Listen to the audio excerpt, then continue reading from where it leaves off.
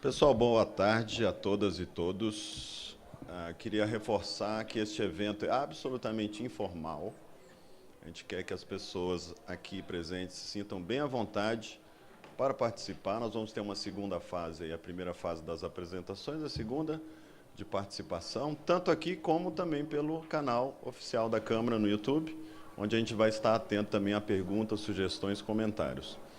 O objetivo deste evento, que a gente chama de Câmara Digital, uma série de eventos com esse nome, Câmara Digital, é proporcionar aí, trazer pessoas que nos brindem aí com reflexões, com questões, com informações, com qualquer tipo de conhecimento para ajudar os colegas aqui da casa, os deputados e também os cidadãos que queiram participar, então esses eventos são todos abertos, a refletirem sobre os desafios desse parlamento do século XXI. Não é novidade, sendo aqui no Brasil, sendo no exterior, que a política está em crise, que as instituições políticas estão em crise. Praticamente todas as pesquisas de opinião e acadêmicas mostram realmente a queda de credibilidade não só dos atores políticos, mas também das instituições políticas, a exemplo desse parlamento. Parece, então, ser evidente um chamado urgente para a modernização desse parlamento. E a gente não sabe como vão ser as instituições democráticas do futuro.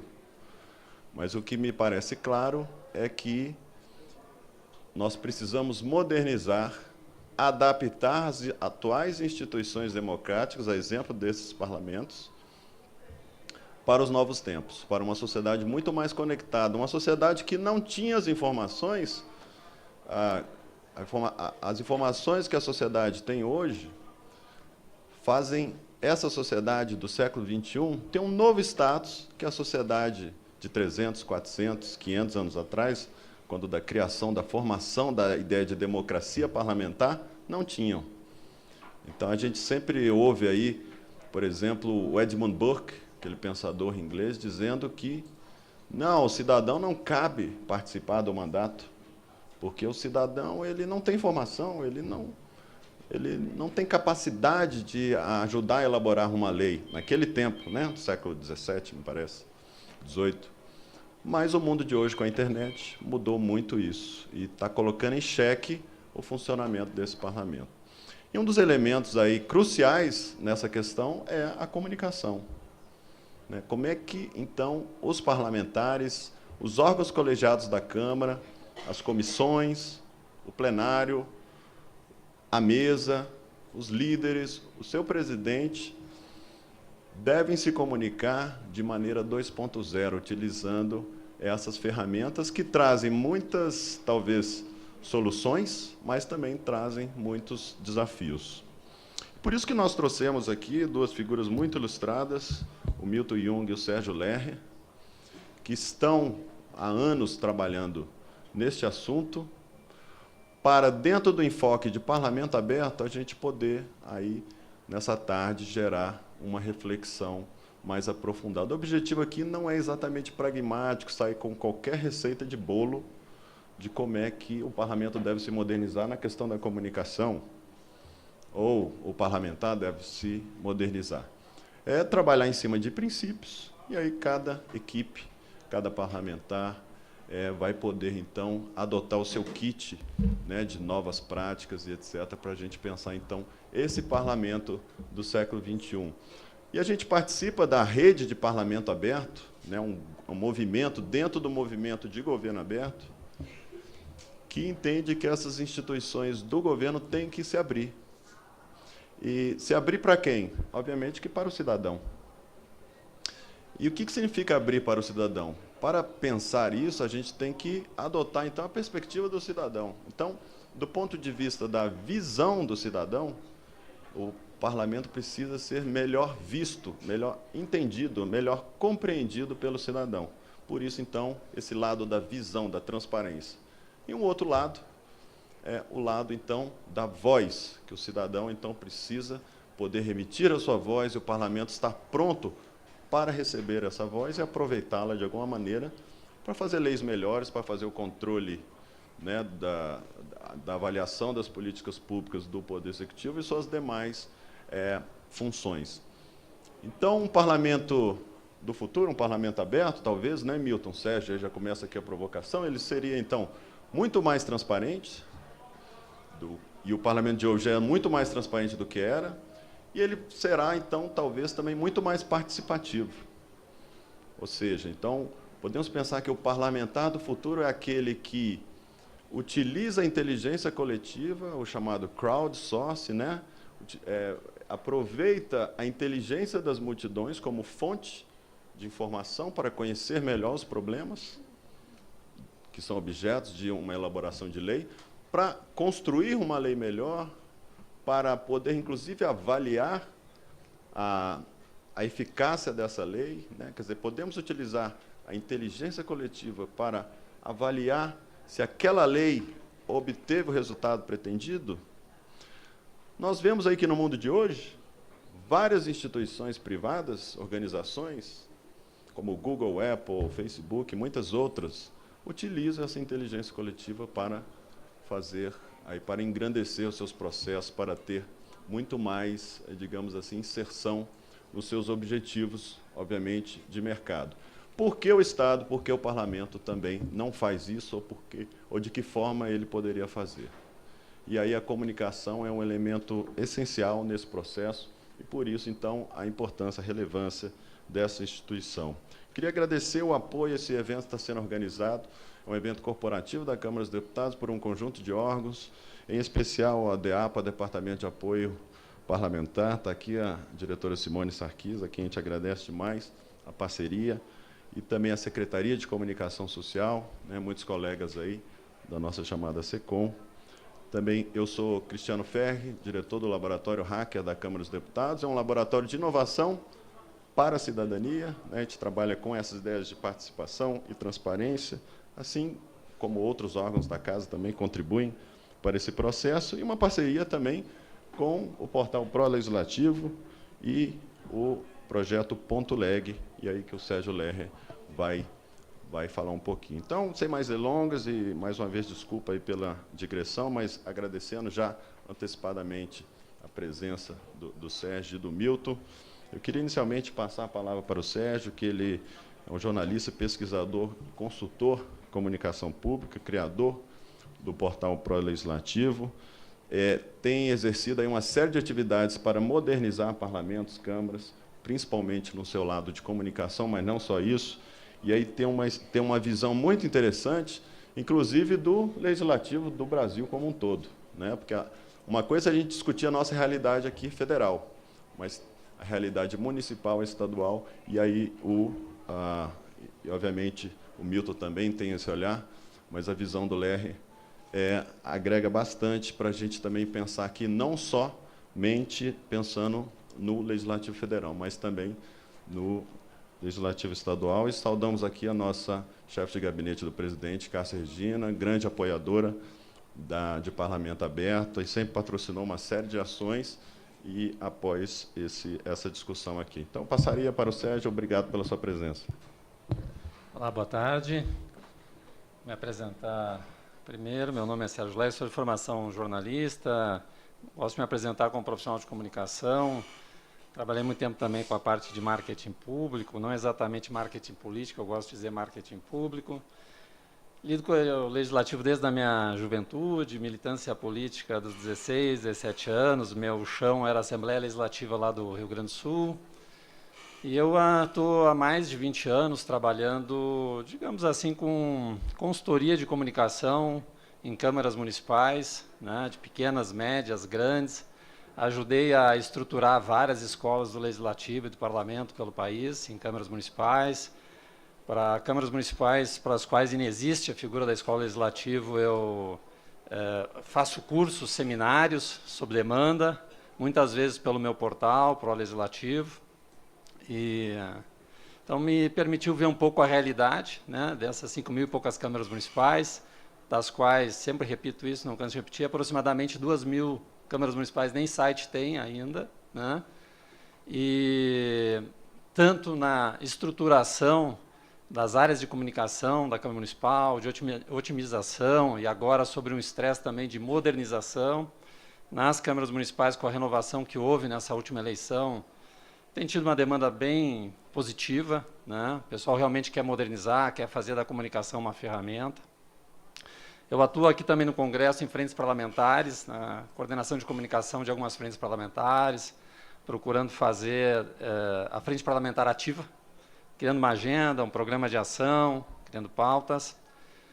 E também atuo aqui com meus parceiros que estão ali atrás, o Valmor, Apolos, Humberto, na Ponto Leg, que é uma agência de notícias recente, mas que produz conteúdos aqui do Congresso para vários portais e também para 500 rádios de interior e pequenas capitais, que aproveitam nossos boletins e que também são entidades, organizações que estão ajudando hoje aqui. Estou até lançando semana que vem, fazendo um pré-anúncio, um livro justamente sobre comunicação legislativa, que acabou virando minha especialidade, mas voltado para a Câmara Municipal, que é a comunicação nas câmaras municipais. Para só introduzir um pouquinho o assunto, eu acho que um dos grandes desafios que eu vejo, acompanhando aí gabinetes de deputados, né, senadores, né, é conseguir hoje ocupar os novos meios que existem, né, que está todo mundo procurando ocupar, o que não tem está tentando fazer, se não tem Instagram, se não tem Twitter, se não tem Facebook, né, todo mundo está correndo atrás, mas eu acho que a grande questão não é só os meios existirem, né, mas é como ocupar os meios, e como ir além do exercício de opinião e de divulgação nesses meios, né? Que eu pessoalmente vejo muito os espaços sendo ocupados para divulgação do mandato, né? E pessoalmente eu acho que o destino desses meios deveria ser outro para de fato funcionarem. Também a divulgação dos mandatos, também a transparência do mandato, mas muito mais, do meu ponto de vista, é a capacidade de formar, né, o cidadão no aspecto dos temas que o parlamentar se ocupa. A necessidade não só de divulgar a opinião do parlamentar sobre aquilo, qual a posição dele, eu acho isso muito pouco, mas muito mais formar o cidadão, porque aquela posição pode ser interessante. Ver o outro lado, que o cidadão, para o cidadão ser formado, precisa apresentar os outros lados, contextualizar. Caso contrário, a minha posição nunca vai conseguir repercutir, se difundir, do meu ponto de vista, porque ela não tem comparativo. Então, hoje, se eu trabalhasse diretamente com parlamentares, eu usaria muito meus espaços para juntar métricas, mostrar como o tema funciona em outros países, como está funcionando em outros estados, em cidades, né? Criar um contraditório, expor esse contraditório e apostar na inteligência do cidadão, acreditando, então, que a minha posição é uma posição que vai prevalecer pelo fato dos elementos que eu juntei, né? Então, muito menos, do meu ponto de vista, divulgação, porque a divulgação em si não comunica, é pontual, é uma leitura obrigatória da agenda do mandato, né? Onde o deputado está, o que ele está fazendo, com quem ele tirou foto, né? Muito mais a questão temática, porque o exercício individual hoje eu acho que também é uma ampliação da chamada intolerância, do antagonismo que o mundo digital nos trouxe tão presentes. A gente precisa muito mais construir consensos e ter afinidades. E, para isso, acho que o mundo digital é sensacional. Eu, inclusive, trabalho muito o conceito que eu chamo legislativo 24 horas, né? Que é você usar o espaço digital para o exercício do mandato, debatendo, buscando a interação, buscando o espaço do cidadão e chegando a algo novo, né? Que o novo só vem se a gente se abre para o debate, não para a difusão apenas da nossa opinião. A repetição da nossa opinião, gritar mais alto a nossa opinião, já deu para ver que não leva a nada, não lidera nada. E aí, até para passar a palavra para o Milton, é que ele tem um livro que é Comunicar para Liderar, né? Então, divulgar para liderar, eu acho que não existe. Comunicar para liderar, formar as pessoas, mostrar o contraditório, isso sim pode ter uma verdadeira liderança. E eu acho que o mundo digital é um local sensacional para a gente exercer, primeiro, uma liderança digital, né? Então, eu acho que, para abrir um pouquinho a questão, é um pouco por aí o que eu penso, para onde vai o exercício da comunicação no mundo digital, independente dos meios que você use, né?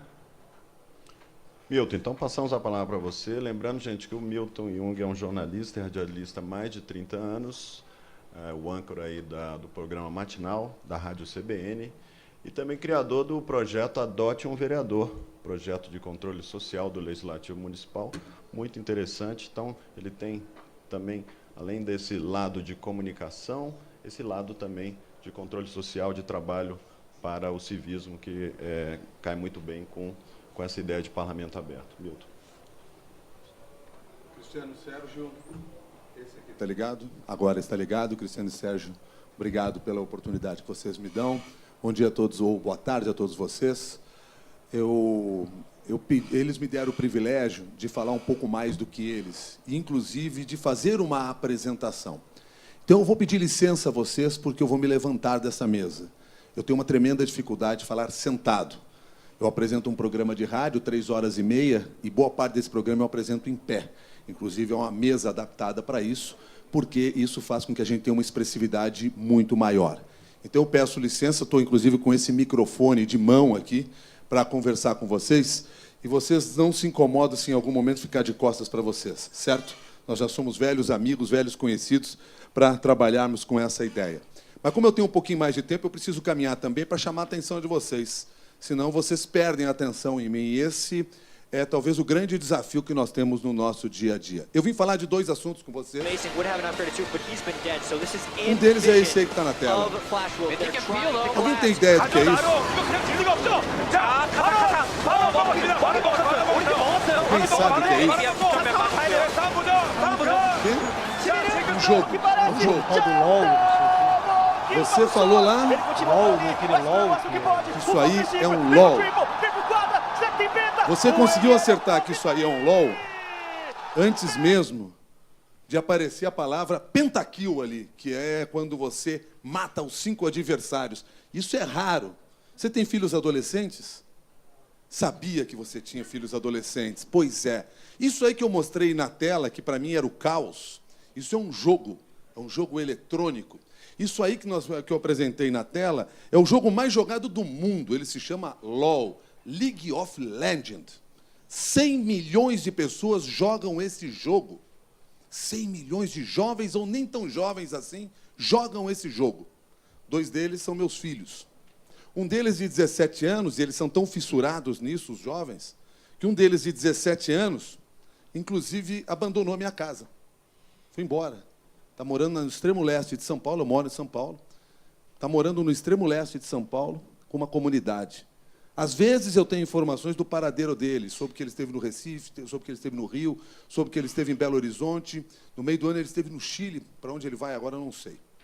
Essa podia ser uma história triste de um jovem ingrato que abandonou seu pai, abandonou a sua família, apesar de ter sido tratado a pão de ló, né? Tinha escola particular, plano de saúde, casa privada, casa comprada, casa própria, tudo do bom e do melhor, e esse cara vai embora da casa e abandona a família aos 17 anos. Podia ser uma história muito triste desse filho ingrato.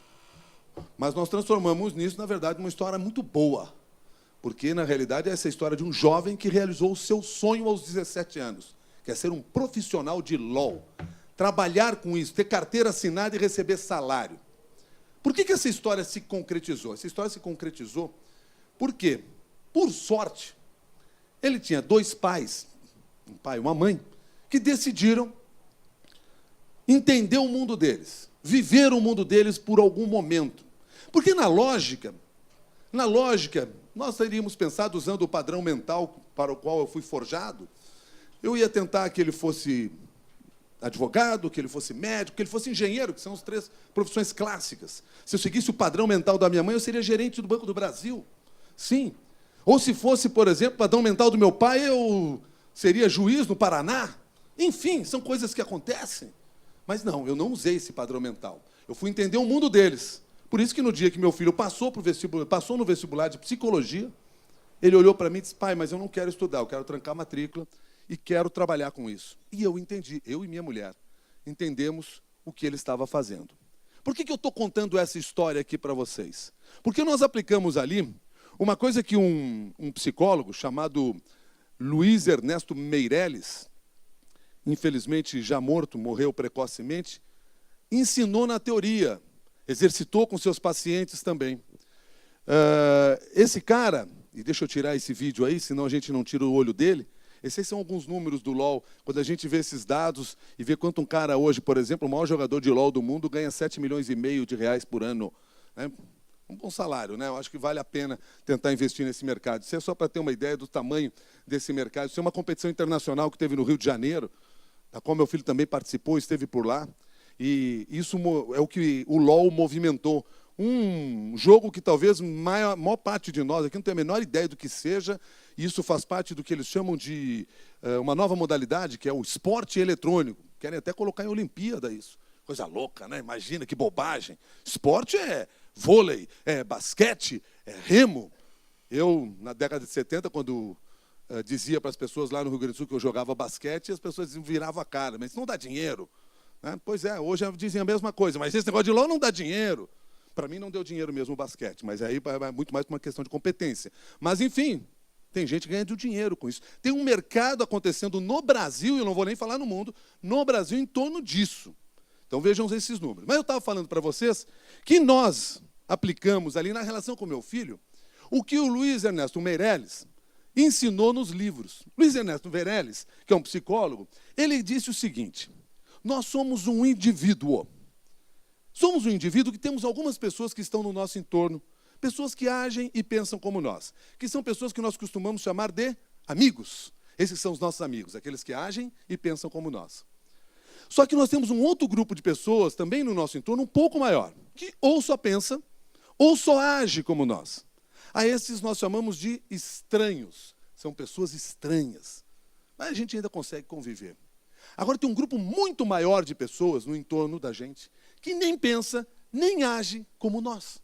O que isso significa? Bom, esses aí, diz Meirelles, esses aí são os insuportáveis. Sim, os insuportáveis. E se eu tivesse a capacidade de olhar para cada um de vocês aqui e enxergar o que vocês tinham na mente, eu ia enxergar a imagem de um vizinho de vocês, de um colega de trabalho de vocês, de um chefe de vocês, de um parceiro de negócios de vocês, de um jornalista. Puxa, sim, porque o jornalista é insuportável, esse é o mais insuportável de todos. Ele nunca age, nunca pensa como eu, ele sempre está pensando e agindo diferente do que eu gostaria. Então são totalmente insuportáveis esses. Aliás, eu acho que se o Meirelles fosse justo mesmo, ele ia colocar uma categoria diferente ali para o jornalista. Mas vamos lá, que seja isso. Mas é isso que acontece no nosso mundo. E nós identificamos as pessoas assim, são normais, são nossos amigos, são as pessoas estranhas e são as pessoas insuportáveis. Qual é o exercício que ele nos convida a fazer? Ele diz o seguinte, que nós temos que buscar aproximação, ficar mais próximo dessas outras pessoas, entender, compreender o que eles pensam, por que eles agem, porque quando a gente faz este movimento e se aproxima do mundo dessas outras pessoas, a gente começa a entender e encontrar pontos em comum. Isso é o que acontece, a gente encontra pontos em comum, por incrível que pareça, mesmo entre os insuportáveis. E esse é um trabalho que nós temos que fazer. Foi exatamente o que nós fizemos na minha casa. Fomos tentar entender o mundo dos meus filhos, porque senão ia ficar um conflito de gerações. Ele sonhando as coisas dele, dentro do que ele aprendeu, dentro de tudo que tem de novo, e eu querendo aplicar as regras antigas. Isso que eu estou falando em relação a filho, cabe para tudo. Isso que eu estou falando em relação ao filho cabe na relação com a política pública, com o serviço público, cabe na relação no trabalho, cabe na relação na escola, na educação, enfim, em todas as áreas isso cabe. Nós precisamos identificar quem são as pessoas que estão no nosso entorno e tentar migrar para o mundo deles, encontrando alguns pontos em comum. Só para vocês terem ideia, eu fui até ler sobre essa história de LOL, né, para entender direitinho, e aí tinha um livro que ensina como ser um gamer profissional. Eu juro que eu não tentei ser, mas lá naquele livro eu encontrei uma frase que eu achei muito legal. No primeiro capítulo, tinha lá a seguinte informação: cada posição exige do jogador certos deveres e responsabilidades específicas. E o principal é saber como se comunicar com os demais membros da equipe. No primeiro capítulo mostrava que aquela equipe de jogadores, são 5 jogadores na equipe, se vocês quiserem, depois eu dou uma aula para vocês de LOL, para vocês conversarem com os filhos também, mas enfim, são 5 jogadores por equipe, uma habilidade necessária, fundamental para eles terem sucesso: comunicação. Olha que incrível, olha que incrível. Aquela competência que eu tive que desenvolver ao longo dos meus 30 anos, que eu tenho estudado, tenho me dedicado, eu sou jornalista, trabalho com isso. O Sérgio me deu uma colher de chá, citou meu livro lá, Comunicar para Liderar, que não é só meu, é escrito com uma fonoaudióloga, Leni Quirilos. Aliás, eu vou dar um de presente para você que acertou que é LOL. Como é que é teu nome? Gilson Dobin. Gilson, eu vou entregar para você, no final desse nosso encontro, eu entrego um exemplar para você do livro, porque, afinal de contas, você me ajudou aqui nessa palestra colaborativa, né, a partir de agora. Mas, enfim, aquela competência que eu desenvolvo há mais de 30 anos, a comunicação, ela é essencial e importante para o meu filho. Eu encontrei um ponto em comum, nós temos um diálogo, nós temos no que conversar. É o que acontece quando a gente aceita fazer esse exercício. E o grande barato de fazer esse exercício, de nos aproximarmos dos diferentes públicos, seja ele qual for, é que a grande arte que nós precisamos desenvolver para isso é a arte da comunicação. Comunicar é tornar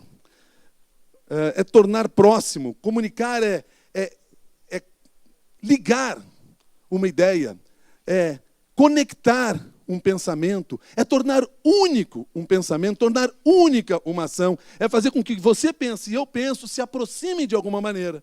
A comunicação é uma ponte que nós construímos para os demais públicos.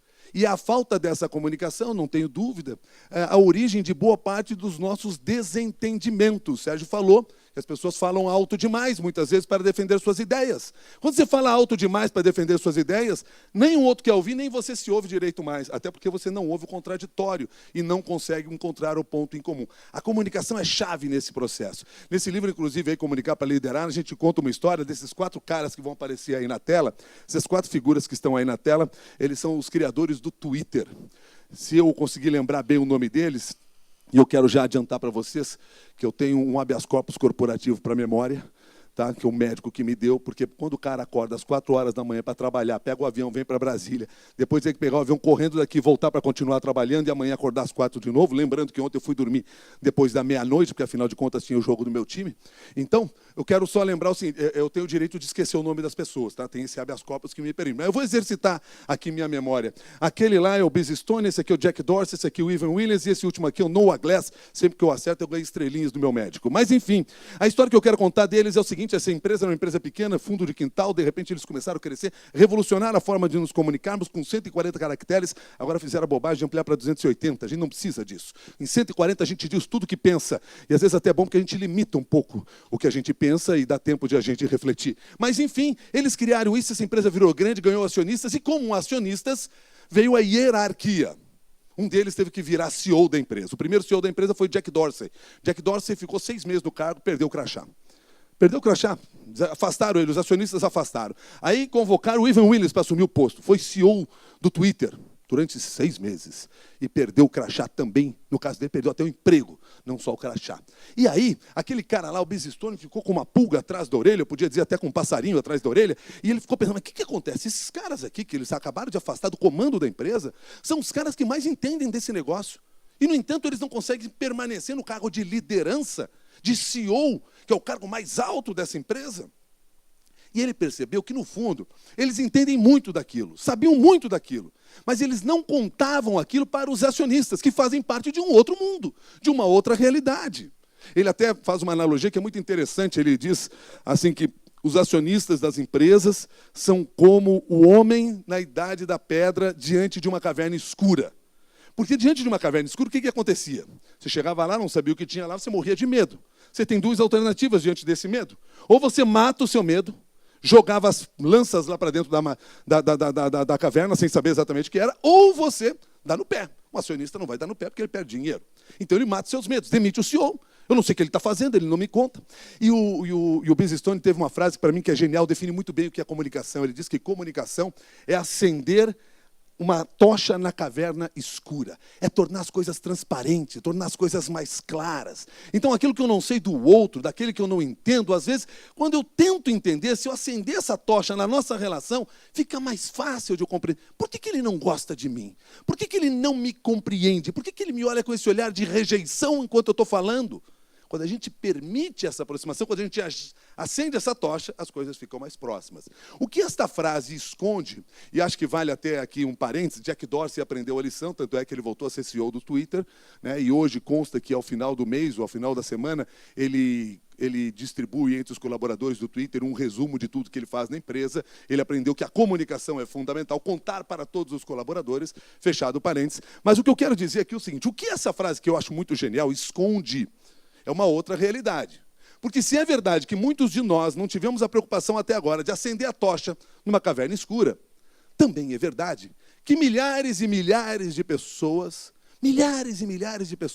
estão com seus holofotes ligados, voltados para a nossa visão, ofuscando a nossa visão de tanta mensagem. Nós recebemos informação de todos os lados. Tem um médico neurocirurgião, neurocientista, que é autor de um livro muito legal, A Mente Organizada, um livro desse tamanho aqui, a gente tem que deixar para ler nas férias de tão grande, mas o livro é genial. E ele conta lá em determinado momento que em 30 anos quintuplicou a quantidade de mensagens que nós recebemos por dia, quintuplicou. Gente, é muita coisa. Ele até calcula, diz o seguinte, é como se nós tivéssemos informações suficientes para preencher 176 jornais. Quem tem tempo para ler um só jornal hoje em dia? Tomara que não tenha, porque assim vocês vão ver rádio. Mas, enfim, quem tem tempo para ler um só jornal? E nós recebemos informações suficientes para 176 jornais. A visão ficou ofuscada, a gente não sabe o que é relevante e o que é importante, de tanta mensagem que nós recebemos todos os dias e a todo momento. Isso está criando uma doença na nossa sociedade. E uma doença que pode ser facilmente vista nessa relação amorosa que nós temos com este aparelhinho chamado telefone celular.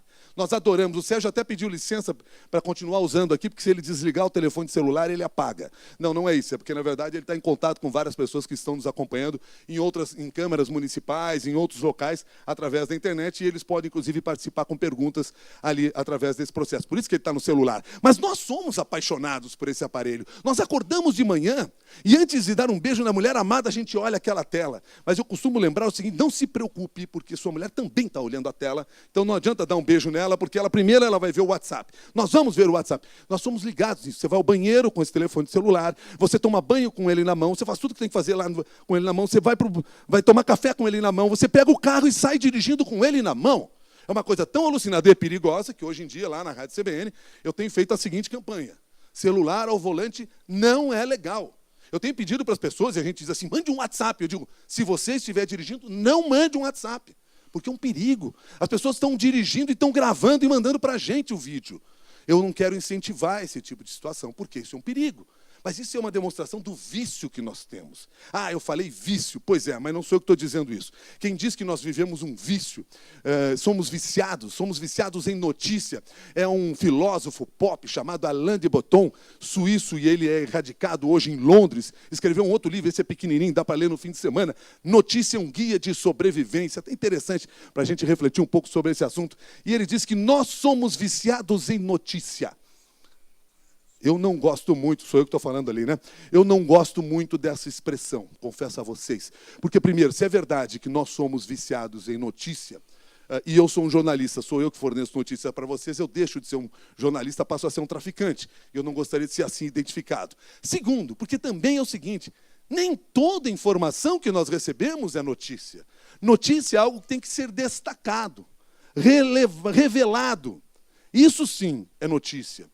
Mas nós recebemos todo e qualquer tipo de informação o dia inteiro na tela do nosso celular, ou seja lá onde for. Então eu prefiro usar aqui um outro diagnóstico. Um outro diagnóstico. Em vez de nós sermos viciados em notícia, eu prefiro dizer que nós sofremos de ansiedade informacional. É isso. Porque se você manda um WhatsApp qualquer, de menor importância, e a pessoa não responde para você, você já fica nervoso e acha que está sendo excluído daquele grupo. Se for realmente excluído daquele grupo, então é o fim da vida para todos nós. É uma paixão por aquilo e você fica nervoso porque a pessoa não te mandou um e-mail. Aí você telefona para a pessoa, eu te mandei um e-mail, você não me respondeu ainda. Então, não precisa mandar um e-mail, liga para mim e eu respondo para você. Né? Não precisava ter mandado. Mas é uma coisa tão alucinada, porque a gente fica doente nesse processo. Nós vivemos, então, o que eu chamo aqui de ansiedade informacional. E essa ansiedade informacional gera fenômenos como esse outro aí. Essa imagem que vocês estão vendo aí na tela é uma fotografia do que circula na internet em apenas 30 segundos. Em apenas 30 segundos, eu vou destacar só 2 números aqui para vocês, das redes sociais. 171 mil tweets são publicados em apenas 30 segundos no mundo. Aqui é um número mais louco do que esse.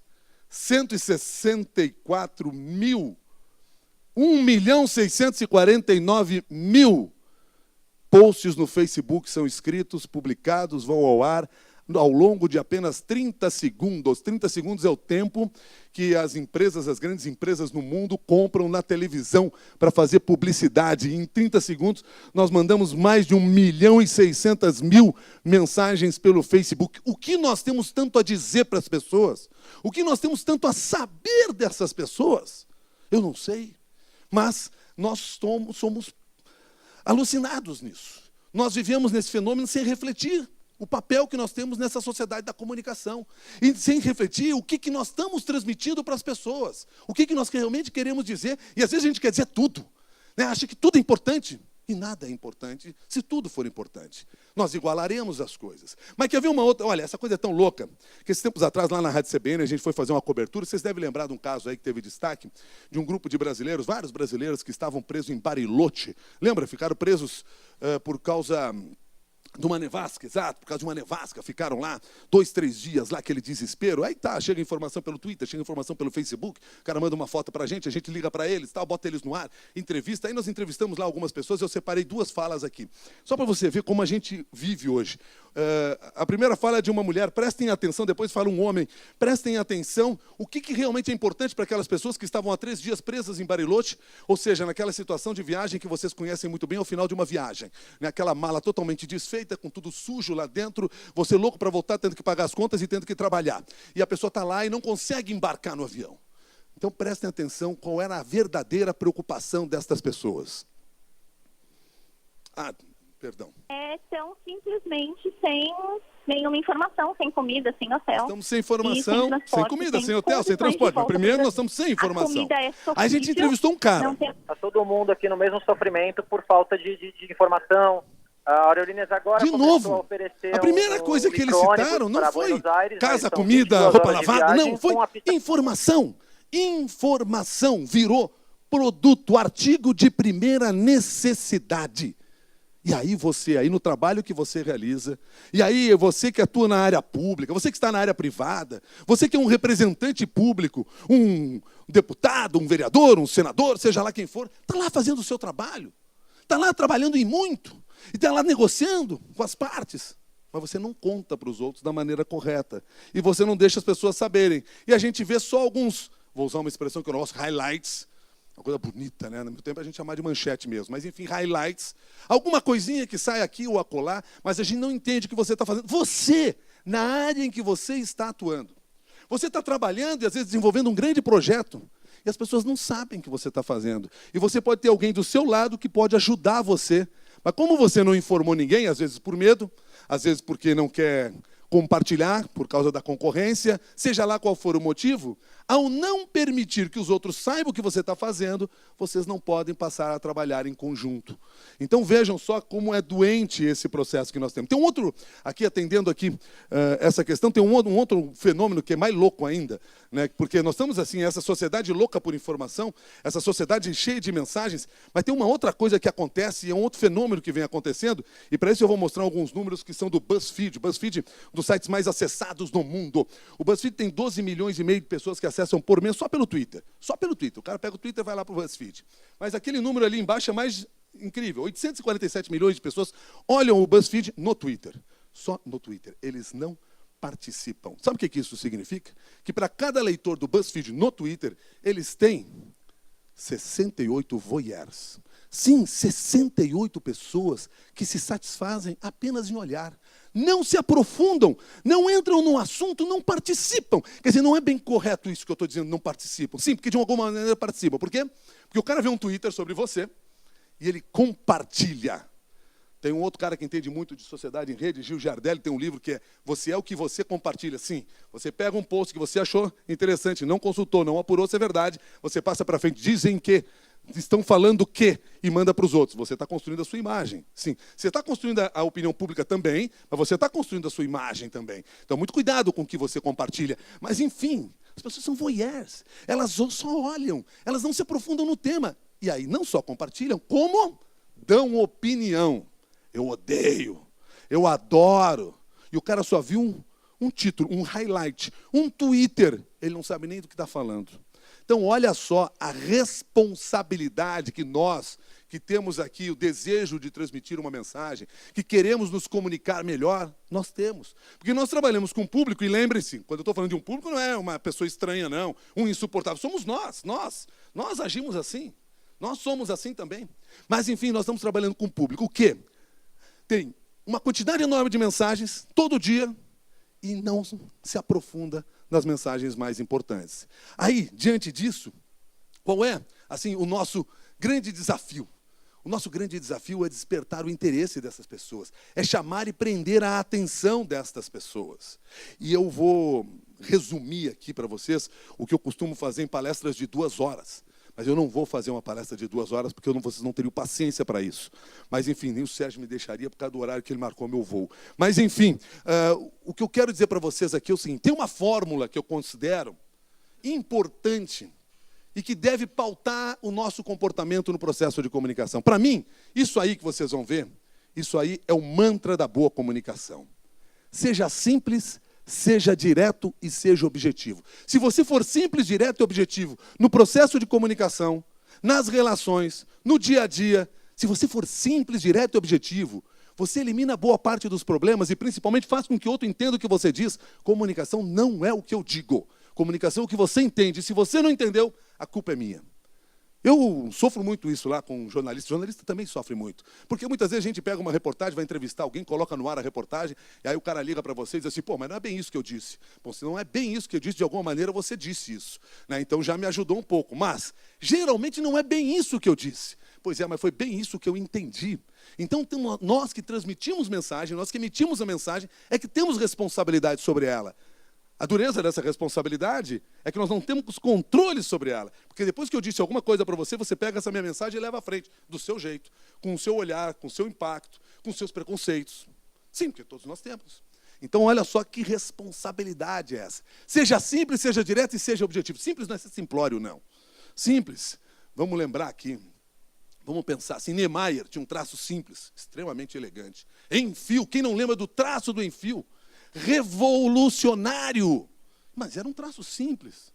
Foi Leonardo da Vinci que disse que a simplicidade é o mais alto grau da sofisticação. Eu não sou nem tão elegante quanto Niemeyer, não sou nem tão revolucionário quanto Enfio, e muito menos tão inteligente quanto Leonardo da Vinci, mas eu tenho aplicado no meu dia a dia a simplicidade. Aliás, foi partindo dessa ideia, e aí eu entro no segundo tema que eu queria abordar com vocês. Foi partindo desse tema que, em 2008, lá na Rádio CBN, de alguma maneira eu consegui impactar a vida de algumas pessoas. Transformar a vida de algumas pessoas, me perdoem pela prepotência em dizer isso, mas sim, aconteceu. O que houve? Em 2008 teve eleição municipal. Teve uma eleição lá no Brasil inteiro, aliás, né? Mas teve uma eleição. E aí eu apresentava um programa local, e aí, terminada a eleição, a gente vai lá e dá a nominata dos 55 vereadores eleitos em São Paulo. Mas terminei de dar os 55 e comecei a receber e-mail de ouvintes. Ah, meu Deus, mas quem são esses caras? Quem é que elegeu esse pessoal? Não conheço ninguém que votou neles. Pô, então foi Deus, sei lá, né? Pelo histórico a gente sabe que não foi, mas enfim, mas sei lá, alguma coisa aconteceu que esses caras foram eleitos, gente. E aí eu resolvi estudar um pouquinho sobre esse assunto. Muito pouco, tá? Porque eu não sou de me aprofundar muito também. Mas, enfim, eu fui estudar um pouco sobre esse assunto. Fui ver os números daquela eleição, que é curioso, porque esses números, se você aplicar nas eleições seguintes, vocês vão ver que eles são mais ou menos do mesmo jeito. Em São Paulo, nós temos lá números oficiais do Tribunal Regional Eleitoral, algo em torno aí de 8,5 milhões de eleitores. 8,5 milhões de eleitores. No entanto, naquela eleição, nós tivemos 2,9 milhões não eleitores, quase 3 milhões de não eleitores. Gente que não foi votar, preferiu ir para a praia, talvez nem estivesse mais morando em São Paulo. Gente que foi votar, mas votou em branco ou votou nulo.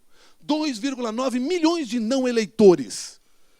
E aí eu resolvi fazer uma coisa mais curiosa ali, eu peguei os votos dos 55 vereadores eleitos, e somados davam 2.300.000 votos, ou seja, tinha mais gente não elegendo ninguém, não eleitor, não é nem não elegendo, não eleitor, do que gente que elegeu o seu próprio vereador. Ou seja, em resumo, de cada 10 paulistanos, 3, somente 3, votam no vereador e elegem. Bom, tudo bem, a gente pode dizer o seguinte, cara aí, mas tem o voto proporcional. Tem, é verdade. Mas boa parte da população não trabalha no seu processo mental essa ideia de que eu votei num vereador, ele não se elegeu, mas eu ajudei um outro. Eu votei num partido, eu ajudei essa outra pessoa. Então ele não enxerga a representatividade naquele que assumiu o cargo no parlamento. Ele não se identifica. O problema é o seguinte, foi isso que eu falei lá na rádio naquela época, eu digo, gente, só tem um detalhe. Tudo bem que você não reconheça esse vereador, mas ele vai tomar decisões no parlamento que impactam a sua vida e ele vai fazer isso com o seu dinheiro. Será que nós não temos responsabilidade sobre o trabalho deles? Então, se você não tem um vereador, o que eu disse na época? Adote um. Coisa simples, não? Adota um vereador. Adotar era muito simples. Adotar era você escolher um dos 55, usando o critério que você quisesse, e passe a controlar o mandato dele, a ver o que ele faz, se informar sobre o que ele faz. Então, a ideia assim, é monitorar, fiscalizar e controlar. E, principalmente, espalhar o que você monitorar, controlar e fiscalizar. Sim, porque você levanta informação sobre o vereador, você coloca na rede. Naquela época, 2008, nós falávamos nos blogs como uma grande rede social, mas hoje nós temos várias outras redes para trabalhar essa ideia. E aí, eu falei aquilo lá, assim, confesso, meio irresponsavelmente, dei a ideia sem planejar nada, e as pessoas acreditaram naquela ideia. Aí os caras começaram a se organizar, criaram o wikisite, criaram o site, resolveram se reunir todo segundo sábado do mês, até hoje, desde 2008, eles se reúnem lá no pátio do colégio, centro da cidade de São Paulo, área histórica, e eles vão lá para conversar sobre política, sobre cidadania, sobre qualquer coisinha, eles vão lá e se reúnem todo segundo sábado do mês, lá estão eles, números maiores, números menores de pessoas, as pessoas começaram a se mobilizar, essa informação chegou em algumas outras cidades, foram surgindo movimentos em outras cidades.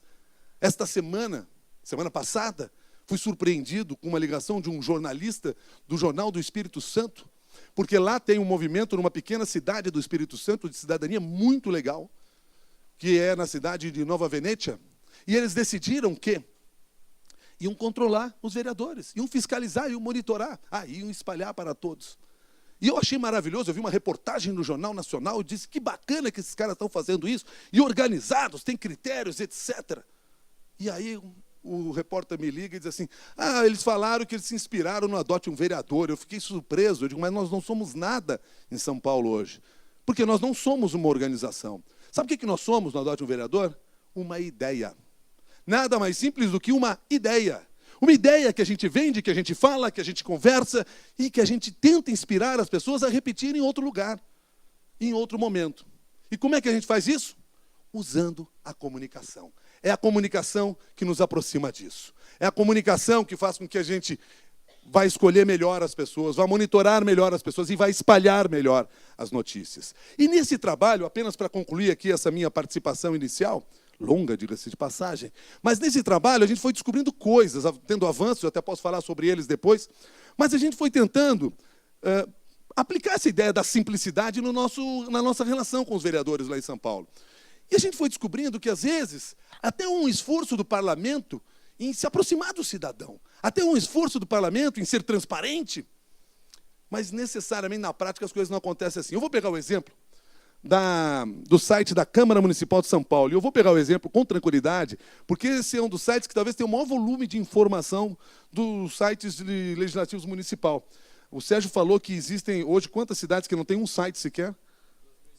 2.100 cidades, mais ou menos, não tem nem site. A Câmara Municipal tem um site bem estruturado, tão bem intencionado, tem gente lá trabalhando para isso. E aí eu resolvi fazer um teste lá. Eu digo assim, deixa eu descobrir, que todo mundo, quando vai procurar com a gente no Adote Vereador, diz assim, quanto é que o meu vereador gasta?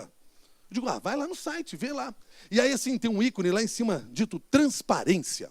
Então é bacana, está claro lá, transparência. Você clica no transparência. Você clica no transparência e você diz assim, para aí, eu tenho que entender onde é que está escrito isso aqui. Custos de mandato. Puxa, está simples, custos de mandato, só clicar ali eu já fico sabendo quanto é que o meu vereador está gastando. Mas daí abre uma página com uma série de ordens aqui, burocracias necessárias que a legislação exige, com dados, números que não dá para compreender direito e tal. E aí o pobre coitado vai ler lá alguma coisa e tem alguma coisa aqui, auxílio, encargo geral. Aí a gente descobre, induz, auxílio, encargo geral é quanto ele ganha lá no gabinete, né? Quanto ele recebe no gabinete. Aí você clica ali, abre um relatório por natureza de despesa. Fácil de entender, todo mundo entende isso, todo mundo é contador, nós nascemos contadores aqui no Brasil. E aí você vai lá e diz assim, relatório, então tem um ano, tem um mês, tem... Aí você clica lá. Aí abre uma página só, com todos os gastos de todos os gabinetes e lideranças da Câmara Municipal. Está tudo lá, está tudo divulgado, está tudo informado. Vai entender um gráfico desse, vai entender uma coisa dessas. E você começa a procurar, mas cadê o meu vereador aqui? Cadê? Eu já até esqueci o nome do meu vereador. Aí você vai procurando de novo, mas quem é que eu votei mesmo? Você não acha, de tanta informação que tem ali. Mas eu insisti, eu digo assim, vou escolher um vereador aleatoriamente e vou procurar os dados dele. E aí eu consegui levantar os dados desse vereador, apareceu aqui, não interessa o caso de quem é o vereador, porque foi aleatório mesmo, peguei um dado de um vereador. E aí eu descobri que aqui embaixo, depois de todos esses dados, tem aqui quanto ele gastou. E tem aqui, assim, algumas discriminações. Mas eu digo, mas vem cá, mas será que ele gastou mesmo? Porque eu sei que lá no gabinete, quando tem gasto, tem que apresentar notinha, né? Coisa simples. Onde é que estão as notinhas? Ah, estão no site. Aí você volta para lá. Você volta para a página anterior e descobre que na parte de baixo você tem acesso. E aí você clica e você vê que, opa, tem prestações de contas dos vereadores. Então tem que procurar mais um link. E aí você, mais num link, tem o nome dos vereadores. Facilitou um pouco mais a minha vida. Está lá. E aí eu clico lá. Ah, não, tem mais um outro link. E depois eu clico em mais um link. Eu cliquei 11 links aqui para chegar nessa nota fiscal que eu não enxergo. Porque ela é escaneada e a gente não enxerga direito. Com um detalhe, elas estão todas lá escaneadas, eu não consigo cruzar dados. Eu convocaria vocês lá do Laboratório REC para tentar cruzar esses dados, vocês não iam conseguir. Vocês iam ter que dobrar o número de pessoas lá, porque ia ser dedo por dedo. Ia ser número por número, que você ia ter que colocar numa outra tabela, porque lá não dá. Então, vejam só, eu estou falando aqui de uma Câmara que é muito bem estruturada, gente. Muito bem, nós tivemos bons avanços lá dentro na Câmara Municipal. Extremamente bem intencionada. Está tudo lá, transparente, pero não mucho. Por quê? Porque não seguiu a regra básica de ser simples, de ser direto e de ser objetivo. É o que o cidadão quer. Sabe aquelas pessoas que apareceram na fotografia? Tudo que elas pedem é isso. Elas querem um dia entrar num site e ter assim um ícone bem grande. Quanto gasta o meu vereador? Clicou lá e eu encontro meu vereador e tem tudo lá, de alguma maneira. Seja simples, seja direto e seja objetivo. Se você pensar dessa maneira, se você começar a processar dessa maneira, se você começar a atuar lá onde você atua, seja lá a função que você exerça, dessa forma, a relação vai ficar mais fácil. E lembre-se, é a arte da comunicação que vai nos ajudar nesse sentido. É a arte da comunicação que vai nos aproximar. Mas nós temos que falar de igual para igual com as pessoas. Nós temos que compreender qual é o nível de conhecimento do seu interlocutor. Caso contrário, eu faço um site como aquele, cheio de dados, mas que o meu interlocutor, no caso o cidadão, no caso o eleitor, contribuinte, dê o nome que der para ele, não vai entender. E não vai chegar lá. Pedido que eu faço a vocês, e é o que eu tento aplicar no meu dia a dia, e confesso a vocês que tentei fazer isso durante este tempo que eles me destinaram a falar com vocês. Sejam simples, sejam diretos e sejam objetivos. Há estratégias para isso, há canais para isso, há ensinamentos para isso, mas claro que a gente não teria tempo e não é a nossa ideia. Mas todo o processo que você desenvolver a partir de agora, pense dessa forma, simples, direto e objetivo. Esse é o mantra da boa comunicação. Espero ter sido simples, direto e objetivo, apesar de o jornalista geralmente ser um cara extremamente complexo nas suas falas. E, de alguma maneira, ter conseguido, pelo menos, clarear essa ideia, acendendo aqui uma tocha dentro desta caverna, que não estava escura, estava muito clara, e me deixou muito feliz, porque, desde que eu cheguei aqui, o Sérgio e o Cristiano vem dizendo assim para mim, olha, leve em consideração, temos várias atividades na Câmara, talvez as pessoas não estejam tão interessadas assim nesse tema, é sempre um tema complexo, mas quando eu vi essa sala cheia, eu digo, gente, nós temos esperança, nós podemos transformar, nós podemos mudar esses processos. Cristiano e Sérgio, mais uma vez, obrigado pela chance que vocês me deram de poder vir aqui a Brasília falar sobre esse tema. E me coloco à disposição aí para o debate que vocês quiserem levar daqui para frente. Fazendo uma coisa, inclusive, que eu tinha me proposto. Vocês vão ver naquele relógio que daqui a pouquinho vai bater 16 horas. Porque isso é fundamental quando você for conversar com alguém. Respeite o tempo do seu interlocutor. Se você prometeu 5 minutos, ocupe 5 minutos dele. Por quê? Porque no 6º minuto o cara não está mais pensando no que você está dizendo. Ele já está preocupado no compromisso seguinte. E a gente tem que respeitar o tempo das pessoas. Eu até tinha feito uma brincadeira logo no início, disse assim para o Cristiano, eu acho interessante quando a gente chega numa sala, assim, numa palestra, tal, porque as pessoas começam a sentar no fundo. Elas não sentam na frente. Poucos têm coragem de sentar na frente. Todo mundo senta no fundo. Até porque o cara senta, bom, se for muito chato esse negócio, eu vou embora, eles não vão ver. Mas foi bom porque foi preenchendo tudo aqui. E como nós respeitamos o tempo das pessoas, elas se programaram a ficar até as 4h30, nós temos meia hora para conversar daqui para frente. Cristiano, obrigado.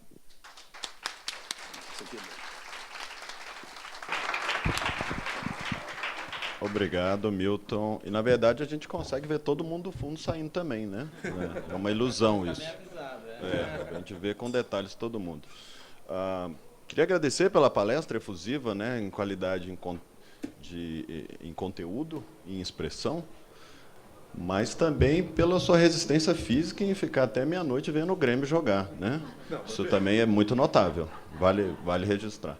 Para ver o Grêmio jogar, eu cruzo a madrugada, não tem problema. Eu gostaria de vê-lo ganhando. Muito bem, gente. Vamos abrir para perguntas, querendo registrar aqui alguns comentários do pessoal que está aqui no YouTube. A Graciele Marques disse: Milton Jung, vivemos uma era de excesso de informação e muitos projetos tramitando na Câmara. Né? Me parece que hoje nós temos cerca de 18 a 20 mil projetos de lei. Considerando também que a votação de muitas denúncias acabamos sem espaço para divulgar os bons projetos dos deputados. Então, muitos deputados reclamam disso, né? Dessa falta de espaço, pelo excesso de projetos, pelo excesso de eventos, pelo excesso, muitas vezes, de comissões, né? Então, o fenômeno da dispersão no mundo também ele acontece aqui dentro. Então, é a preocupação aí da Graciele Marques. Eu queria, então, abrir a palavra antes. Sérgio, tem algum comentário, alguma questão? Antes de passar para você, eu queria, então, também colocar aqui acho que um grande dilema, Milton e Sérgio, que a gente vê muito isso ainda, né? Somente na comunicação política, até mais aquela comunicação política partidária, eleitoral, a preocupação com a plástica. A preocupação, né, com os detalhes, né, estéticos naquele vídeo, né, o parlamentar raramente está com o cabelo despenteado, e mesmo os novos partidos ainda têm isso. Né? Enquanto que a gente vê a ascensão de grandes redes sociais, como o Snapchat, como o Instagram, tendo lá dentro do Instagram a ferramenta que chama Stories, que é exatamente vídeos de 15 segundos onde você não pode editar, para não deixar que você plastifique a mensagem, para não deixar que você fique não humano, né? A impressão que se dá é que não, você está se desumanizando quando você coloca essa plástica. Será que podemos pensar que o futuro, então, da comunicação política, seja para fins eleitorais, seja para fins mesmo de exercício do mandato, teria que trabalhar melhor a questão da autenticidade, né, da humanização, em que medida algumas redes vão piorar isso, né, porque hoje, ao mesmo tempo, você tem mais ferramentas para plastificar, você tem mais vídeos com qualidade para poder deixar ainda mais bonito, mais filtros. Né? Então, isso me parece muito importante, né? Muitos parlamentares têm essa dúvida, e a gente vê esse efeito. Eu queria, só para a gente não ficar numa pergunta, né, eu fiz aqui um comentário, uma pergunta, e tem aqui um comentário da Graciele. Vamos fechar com o Sérgio, depois a gente passa aqui para a Osa, que já levantou a palavra, a Fabiana levantou, e o Gilson, tá bom? Vamos fazer rodadas de 3 perguntas, né? Então, encerra com você só duas agora. colocações bastante breves, começando pelo ponto final da palestra do Milton, e a colocação do Cristiano pelo volume que tem de projetos, etc., não tem espaço, né? Isso eu lido diariamente aí com alguns desafios, seja de frente parlamentar, seja de setores econômicos que eu atendo, que é a primeira questão justamente o seguinte: uma coisa é você ficar correndo atrás do espaço, eu quero que saia aqui, quero que saia lá, quero que saia... Na guerra de versões que hoje em dia, né, eu tenho a minha versão sobre o fato, aí eu quero colocar no máximo de lugares possíveis, e no menor tempo possível, a minha versão em quantos lugares eu conseguir colocar, né? Mas eu acho que hoje tem uma lição de casa que deve ser feita, que todo espaço que a gente tem, antes de mais nada, deve ser considerado como um meio de comunicação. Então, a minha primeira lição de casa que eu penso, quando eu trabalho para alguém, é fortalecer o espaço que eu tenho como meio de comunicação. Eu tenho que aumentar o alcance dele, né? Eu tenho que ser mais visto, eu tenho que ser visto por quem me apoia, eu tenho que ser visto por quem não me apoia, né? Eu tenho que aumentar o contraditório dele, eu tenho que usar um vocabulário inclusivo, porque se eu usar apenas vocabulário de palavra de ordem, né, digamos assim, todo mundo que entrar na minha página, no meu espaço, eu vou obstaculizar a audiência, né? Eu só vou conseguir ter audiência de quem já me apoia, né? Eu vou estar evangelizando para os convertidos. Esse é um dos grandes problemas do meu ponto de vista atualmente. Então, eu acho que tem que ter alguns fundamentos para fazer do espaço que eu tenho um espaço, um meio de comunicação real. Todo mundo hoje é um profissional de comunicação, de certa forma, e todo espaço é um meio de comunicação. Tem maiores, menores e micros, né? Mas nós podemos fazer dos nossos espaços micros espaços relevantes sem ficar se queixando necessariamente que os outros não nos dão espaço, né? Essa é uma primeira questão. A segunda questão também é essa questão de eu conseguir construir uma reputação, né? Que o Milton falou, o que você compartilha, né? Isso eu acho que é muito importante hoje em dia você dizer o que você pretende dizer, não necessariamente através de você, mas através dos outros, né? Se eu, por acaso, por exemplo, tenho uma determinada opinião, eu tenho que trazer para o meu espaço, do meu ponto de vista, ONGs, movimentos sociais, especialistas, acadêmicos que me validem. É muito melhor e funciona mais alguém me validando do que eu tentando dizer por mim mesmo a todo instante, em todo local, a qualquer momento, né? Você entra em vários espaços aí que tem de redes sociais e sites de parlamentares em que o parlamentar é uma agenda sobre si. E, na verdade, como o Milton falou, hoje em dia, se tudo é tão importante, cada vez o parlamentar, o agente público, entra ali para dizer que tem algo importante acontecendo. É tudo tão importante que tudo só pode ser desimportante, né? Então, é muito mais interessante, muitas vezes, você trazer pessoas que melhorem o contraditório do que você pensa e diz, abrir espaço aos outros, porque você também vai estar criando audiência, né? Então, é uma dica que eu aprendi muito duramente, que é você tratar o teu espaço como meio de comunicação, o teu Facebook, o teu Twitter, o teu Instagram, o teu site, primeiro como meio de comunicação, e nunca só apenas como a tua agenda pessoal, que esse personalismo na comunicação ele está muito cansativo, é o individualismo, autocentrado, né? As pessoas não têm mais tempo para ouvir o outro falando só sobre si o que pensa. Isso hoje é intolerável do meu ponto de vista. Vamos abrir aí para as perguntas da audiência. Só queria assim, o nome, onde trabalha e uma pergunta, seguindo já a linha aqui do Milton, objetiva mesmo. Meu nome é Osa. Eu trabalho com o deputado Efraim Filho, que hoje é líder do Democratas. A Câmara é tão transparente que ela colocou o telefone do presidente da República no ar, né? E ele continua atendendo. Mas, falando, você criou o Adote o Vereador, mas também tem uma campanha da OAB que voto não tem preço, tem consequência. Mas a forma de comunicar não pegou. Essa campanha foi começada em 2000 e até hoje essa campanha não pega, né? Então, tem uma forma de comunicar que não está valendo ali, que não está... E é uma coisa muito importante, porque o que mais a gente recebe no Facebook e nos e-mails é, deputado, eu preciso de levar meu filho no médico, eu preciso de tanto. Olha, deputado, eu vou casar, eu preciso de uma viagem para Paris, né? Isso a gente vê aqui o tempo todo. Então, colocando, não é nem uma pergunta, mas colocando que nem todos os parlamentares têm uma assessoria de imprensa. Não existe uma conscientização para isso, né? E os que têm, às vezes, tem um jornalista para fazer o equipe. Então, ele faz o Facebook e faz tudo, né? Então, é uma das coisas que a gente vive aqui. E, às vezes, uma da situação que foi até bom que você veio aqui, porque eu estou querendo escrever para você há muito tempo, às vezes, algumas atividades da Câmara são interpretadas de maneira errônea, né? A forma de falar, a vírgula que foi trocada ali no projeto de lei, de repente, muda tudo, que foi o caso da Maria no Globo News. Ela disse, olha, estão criando um projeto que vai proibir a gente falar mal dos deputados no Twitter, nas redes sociais. Não, não era isso. Era um projeto de defesa do ser em relação às redes sociais. Não era só do deputado. Quer dizer, me deixa constrangida de ver uma jornalista no porte da Maria fazer um comentário desse, né? Então, eu acho que tem que ter uma interação maior entre quem cobre Congresso, que às vezes não conhece o Congresso, e quem trabalha aqui, que às vezes também não conhece o procedimento. Eu estou aqui há pouco tempo, desde 1986. né? E a gente vem trabalhando com comunicação desde essa época.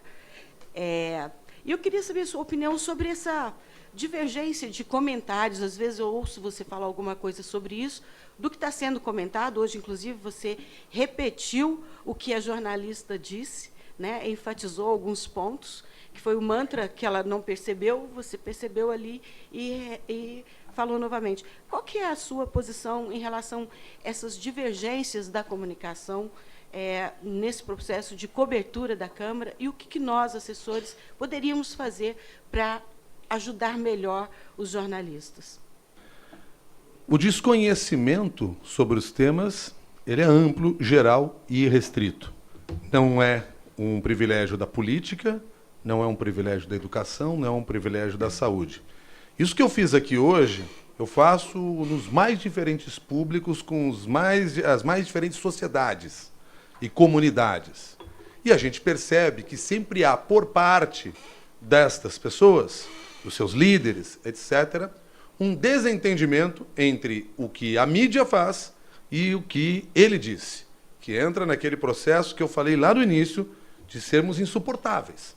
Porque nós temos nossas realidades e nossas limitações, e teremos cada vez mais. A boa notícia que eu posso trazer aqui para você, e que não é uma novidade para você, tenho certeza disso, e para nenhum de vocês, é que, há algum tempo, o monopólio dos meios de comunicação tradicionais acabou. Se nós vemos, por exemplo, pessoas que nós nunca identificamos na vida, nunca cruzamos na vida, não sabemos nem o que ele faz, sendo um sucesso no YouTube, como um youtuber, que virou uma profissão, esse cara nunca precisou da mídia tradicional para passar o recado dele. Esse cara nunca usou uma mídia tradicional. E hoje nós estamos correndo atrás deles para botá-los ele na nossa mídia, para eles falarem, porque nós queremos aquele público que está assistindo ele, porque ele não nos assiste mais. Meus filhos, que jogam LOL, mas não só jogam LOL, e eu tenho um trabalho de catequização dos pais, porque os pais me dizem assim, meu filho não sai da frente do computador. E a primeira coisa que eu pergunto para ele, quando é que você larga o seu celular? A segunda, que é mais cruel, você sabe o que ele faz na frente do computador? Não sabem. Não sabem. E quando eu fui saber, eu descobri que meu filho joga LOL. Sim, mas ele estuda, ele conversa com o professor, ele conversa com os colegas, ele entra nas redes, ele assiste vídeo, ele lê, ele se informa, ele pesquisa. O mundo está ali, por isso que ele não sai na frente. Mas a gente olha no passado, nossa, não sai de dentro do quarto. Sim, o computador está no quarto. Tiro quando, né? Eu, por exemplo, desde pequenininho, todos eles têm computador do meu lado, lá, na mesma sala, no mesmo ambiente e tal. Então, eu estou querendo mostrar o seguinte, há uma parcela da sociedade que está sabendo se comunicar com diferentes comunidades sem depender dos meios de comunicação. Será que não é hora de mudar este modelo de comunicação dos diferentes setores e começar a encontrar esses canais? É que isso é um mundo muito novo. Então, o que vocês falaram aqui, de muitas vezes o parlamentar faz uma determinada forma de comunicação e erra, porque talvez cuide demais da estética, né, quando deveria cuidar mais da ética, mas enfim. Mas por quê? Porque talvez ele não tenha percebido essa mudança da estética. A estética é importante.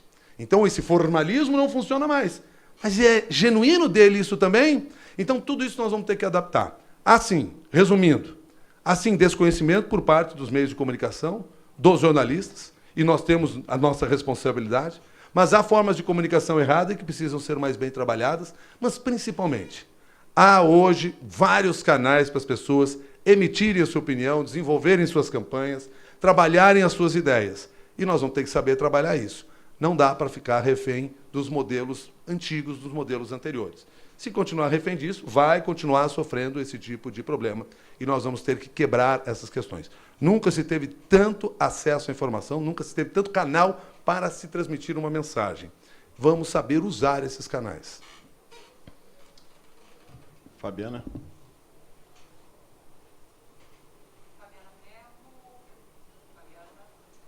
Você tem que manter apertado para ele ligar. Pessoal que está aí no fundo, em pé, tem lugar aqui na frente, tá?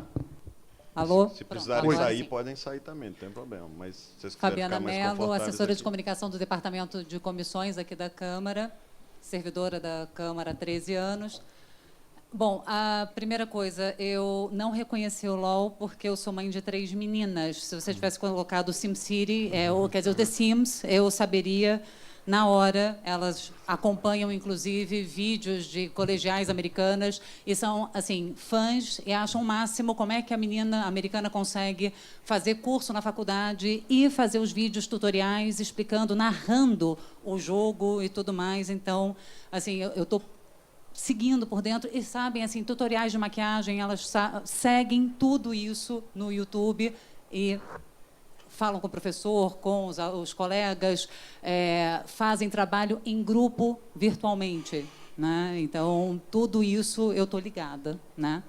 Agora, a outra coisa também o Whindersson estava seguindo a carreira dele também, o momento que ele ultrapassou também aquele outro Rangel também. Que Todos foi youtubers. Não, mas o Rangel começou no outro, né? Naquela outra rede que eu já esqueci o nome, e migrou para o youtuber também. Né? E o pai do Rangel disse que, quando descobriu que o Rangel estava ganhando mais de 100 mil reais por mês, ele desistiu de forçar o menino a ir para a faculdade imediatamente e liberou o cara para ficar 2 anos. Né? E as minhas filhas agora seguem, porque o Rangel vai se casar. E está fazendo todo... E elas acompanham tudo isso. Né? E o cara ganha o que ganha, né? Muito mais do que o pai. Mas o que eu queria colocar é que eu ouvi recentemente... não guardei os números, mas que 60% ou 60 milhões de brasileiros consomem internet não em desktop, mas em smartphone ou em tablets. E uma das minhas teorias é que, devido ao aumento dos youtubers, o sucesso deles, é que o consumo de vídeo é muito, dos youtubers, pelo formato, pela proximidade, pelo fato de ser como o Cristiano colocou, né, do Stories, de não ser muito trabalhado, de ser uma coisa mais direta. Eu queria saber como a gente, do ponto de vista institucional, e aí o Sérgio me deixou preocupada quando falou que não pode ser divulgação da atividade parlamentar somente, porque aí eu cuido de institucional, eu não cuido do canal do parlamentar, eu cuido, né, eu oriento os perfis institucionais das comissões, por exemplo, então é colegiado, é nós, né, a comissão. Então, a gente tem essa dificuldade. Como eu posso tentar incorporar esse discurso, adaptar uma linguagem mais informal a um produto, né? Dá para fazer isso nas redes sociais para usar essa linguagem para atrair a sociedade e usar como atrativo para as audiências interativas, inclusive, que é um dos produtos que a Câmara, criadas pelo Lab Hacker, a gente tem como missão trazer o público para discutir dentro do ambiente da Câmara, nas audiências públicas, os projetos, aí sim, fazendo essa interatividade, chamando o cidadão, que a gente tem, hoje em dia, essa dificuldade. A gente promove, aumentou o número de audiências interativas, só que os parlamentares têm ficado frustrados porque tem pouco engajamento. Então, as pessoas não sabem que há a possibilidade de dar opinião nos projetos em discussão aqui na Câmara, em várias audiências. Em agosto foram 58, em setembro 56 audiências interativas. Então, são essas considerações. Obrigado, Fabiana. Gilson? Boa tarde, Sérgio, Milton, Cristiano, da mesa. Meu nome é Gilson Dobin, sou ganhador do livro, para te lembrar. Para lembrar, né? Isso. Uma boa apresentação. Viu? Só para fazer uma pequena introdução, essa questão da crise de representatividade, a gente ouve muito isso o tempo inteiro. Um parêntese aqui, que a Câmara aprovou agora há pouco tempo a limitação de partidos políticos, colocou dificuldade para os partidos políticos existirem. Chegou o livro. Agradeço, eu vou ler com carinho. Pediu, levou. Obrigado, viu, Milton? Eu queria ter Jung no nome, assim, né? Você realmente é jovem, viu? Enfim, o parlamento limitou uma participação importante da sociedade nessa discussão de representatividade, ou seja, criou muitas dificuldades dos partidos pequenos de participarem, deixou mais ou menos os mesmos partidos que estão aqui, com a legislação nova, né? Essa introdução é só, na verdade, para lembrar, porque eu acho que o Cristiano falou dessa questão da crise, né? A minha pergunta, na verdade, tem a ver com o nome dessa palestra de hoje, que me chamou muita atenção, que é Desafios para um Mandato Transparente, Aberto e Conectado. Minha dúvida e minha pergunta é se é conectado com quem, como será essa conexão no parlamento, porque você que é uma pessoa do rádio, e aliás, o outro parênteses, assim, eu queimei a língua com a CBN, quando comecei a ouvir no rádio, falei, quem que vai ouvir uma rádio que só toca notícia, né? Eu ouço muito a CBN, apesar de algumas questões ideológicas, mas ouço bastante, todo dia, na verdade, e queimei a língua, porque realmente muita gente ouve e é importante que tenha uma rádio assim. A questão de como e com quem a conexão tem a ver assim, a gente tem uma mídia tradicional, que você falou 2 vezes que ela vai acabar, televisão e rádio. Não vai acabar não falei isso não. Não, que ela seria substituída. Não, ela tem vários outros concorrentes hoje, vários canais, mas ela não vai acabar. Beleza. Ela então, vai que ela tem grandes concorrentes. Renovar dentro de talvez novos parâmetros, mas ela vai persistir. Não, beleza, então até porque eu coloquei mal. Trabalho lá, então, né? assim, é uma mídia, exatamente, é uma mídia tradicional, mas é uma mídia importante, bastante importante a rádio e a TV. E ela é muito controlada. Você tem pouquíssimas pessoas que são donos das grandes rádios e TVs no Brasil e no mundo. Esse controle começa a ser discutido também nessas novas mídias de internet. A minha pergunta, Milton, é assim, o que você acha dessa questão do controle excessivo de donos de rádio, donos de TV, né? E essa entrada de grandes corporações que começam a discutir assim, a neutralidade da rede, a liberdade de expressão na rede, o acesso a essa rede, controle de internet. Como é que você, que opinião que você teria a respeito disso? Assim, onde é que nós vamos chegar? E para encerrar um negócio que eu queria falar antes, assim, os YouTubers, o curioso que eu acho, assim, é que todo mundo acha muito, assim, eu vivo também, eu trabalho com a questão da internet aqui, com a interação legislativa e audiências públicas, etc. Então todo mundo vê assim, a internet, os twitters, os youtubers, né, novas profissões, mas todo mundo quer ir para a TV ou para o rádio, todo mundo quer fazer um livro escrito. Né? Os youtubers de algum tempo atrás foram para a televisão, tem programas de TV. Não me parece também um paradoxo, assim, ao mesmo tempo que é uma novidade, né, milhões de seguidores, mas o cara quer aparecer lá na SBT, na Rede Globo, na Bandeirantes. O cara tem 1 milhão de seguidores e quer escrever um livro no papel e vai lançar o livro no papel. Então, é isso. Obrigado, Gilson. Só para terminar aqui essa rodada, o Cadu Matos, aqui no YouTube, está dizendo, Jung, na sua opinião, qual a influência das redes sociais no voto do cidadão? Mídia social dá voto, na sua opinião? O que você faria de diferente se gerenciasse as mídias sociais de um parlamentar? Que é uma consultoria aqui, Express, né? Acho que o Sérgio é mais capacitado para responder isso. Eu não sei o que eu faria se estivesse no lugar, mas vamos pegar aqui, porque nós temos três perguntas no ar aqui, certo?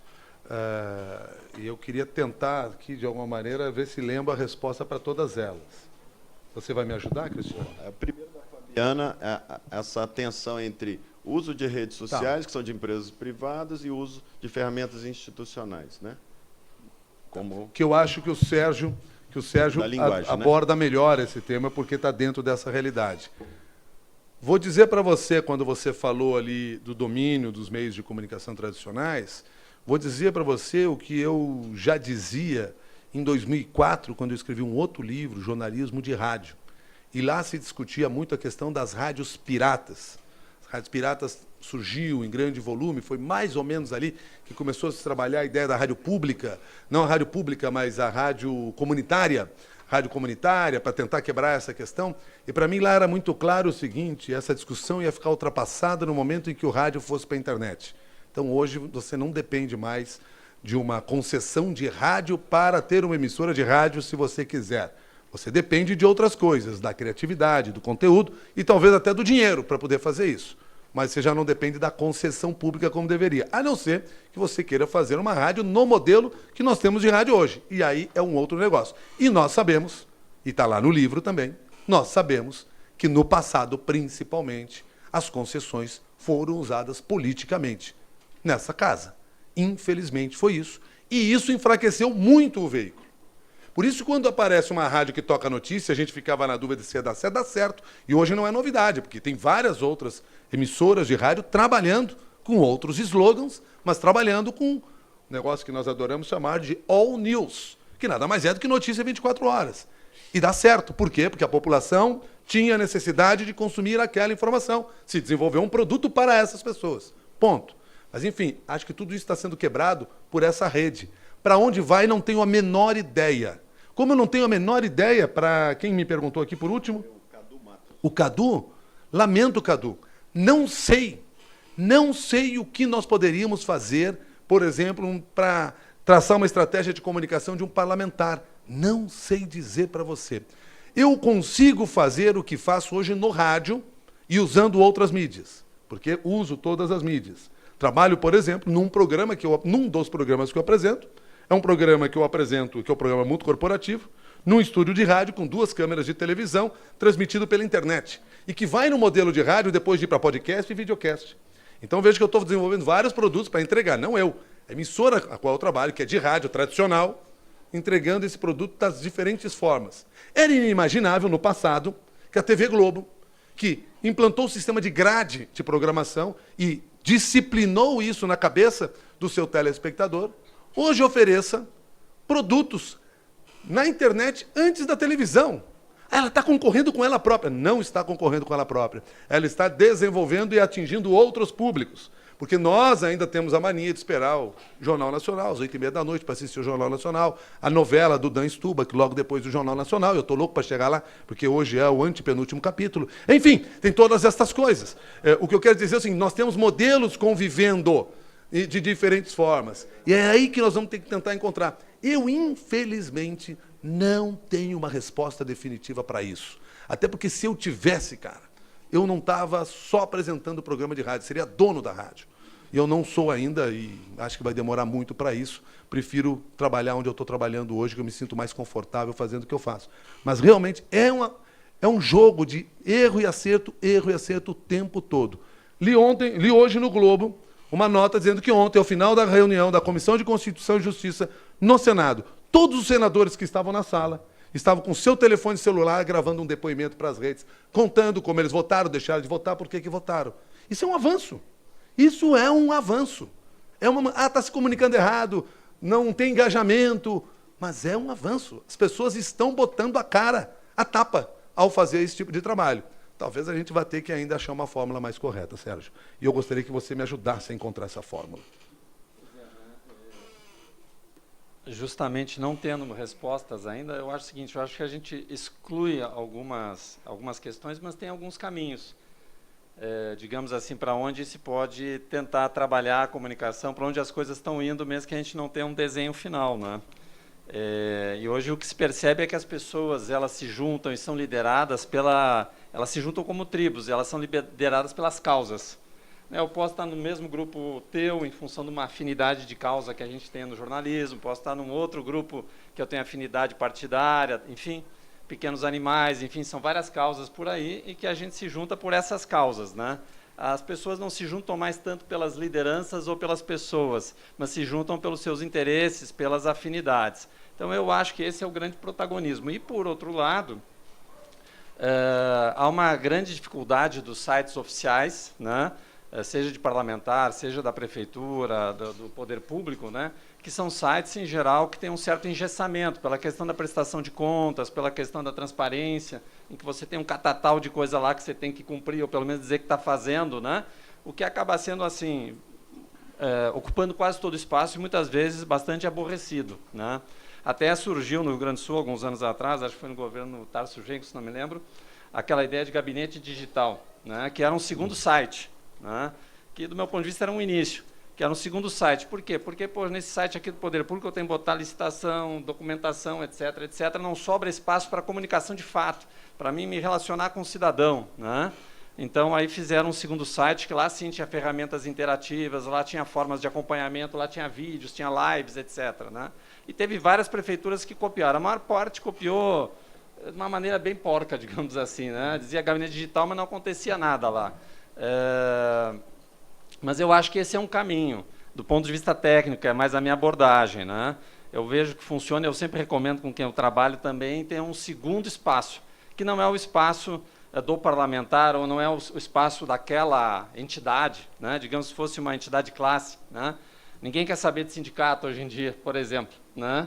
Ninguém quer saber de organizações que você entra lá e você já mais ou menos sabe o que vai falar, o que pensa, os interesses de classe, os interesses daquele mandato. Lá tudo que entra já tem um viés A, B, C ou D. Está contaminado, é tóxico, né? Então, do ponto de vista da eficiência da comunicação, eu sempre procuro aconselhar a criar territórios livres, né? Esse território livre seria um outro espaço, que é o espaço da causa, é o espaço onde coordena a causa, onde eu discuto com o que eu me preocupo, né?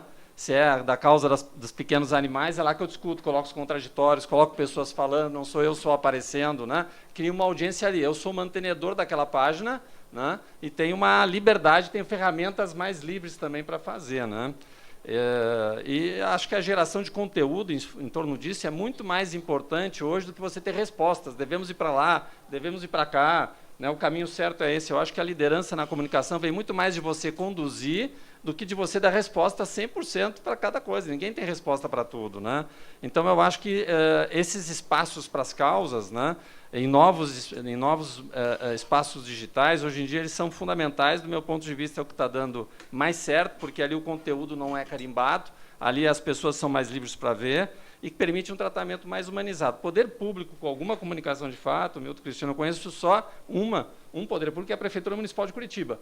A Prefeitura Municipal de Curitiba, não sei se vocês conhecem a comunicação lá, é a comunicação mais eficiente, bem-humorada, humanizada, relacionamento direto com o cidadão, não é oficioso, não é formalista, é vídeos curtos, flagrantes, é conteúdo não contaminado, né? Porque hoje também tem gente que faz vídeo que devia estar na televisão e coloca na rede social, não funciona.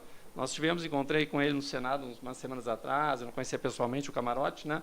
Até elogiei e tal, porque o Camarote, para mim, fez um trabalho de rompimento, que começou a colocar numa grande emissora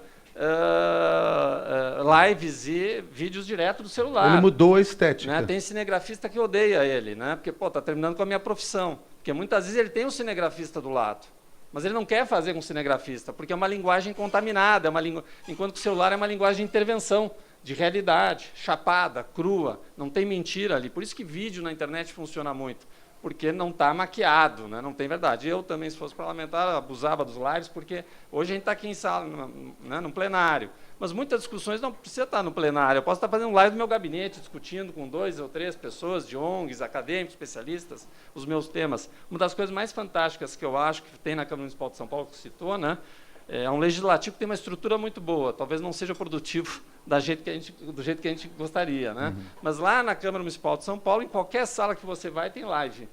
Né? E tem vereadores que usam muito isso aí, né? Estão lá discutindo, chamam as pessoas que vêm das suas bases para discutir lá dentro, institucionalizam o debate. Então, assim, falta muito também uma agenda de criação de fatos, né?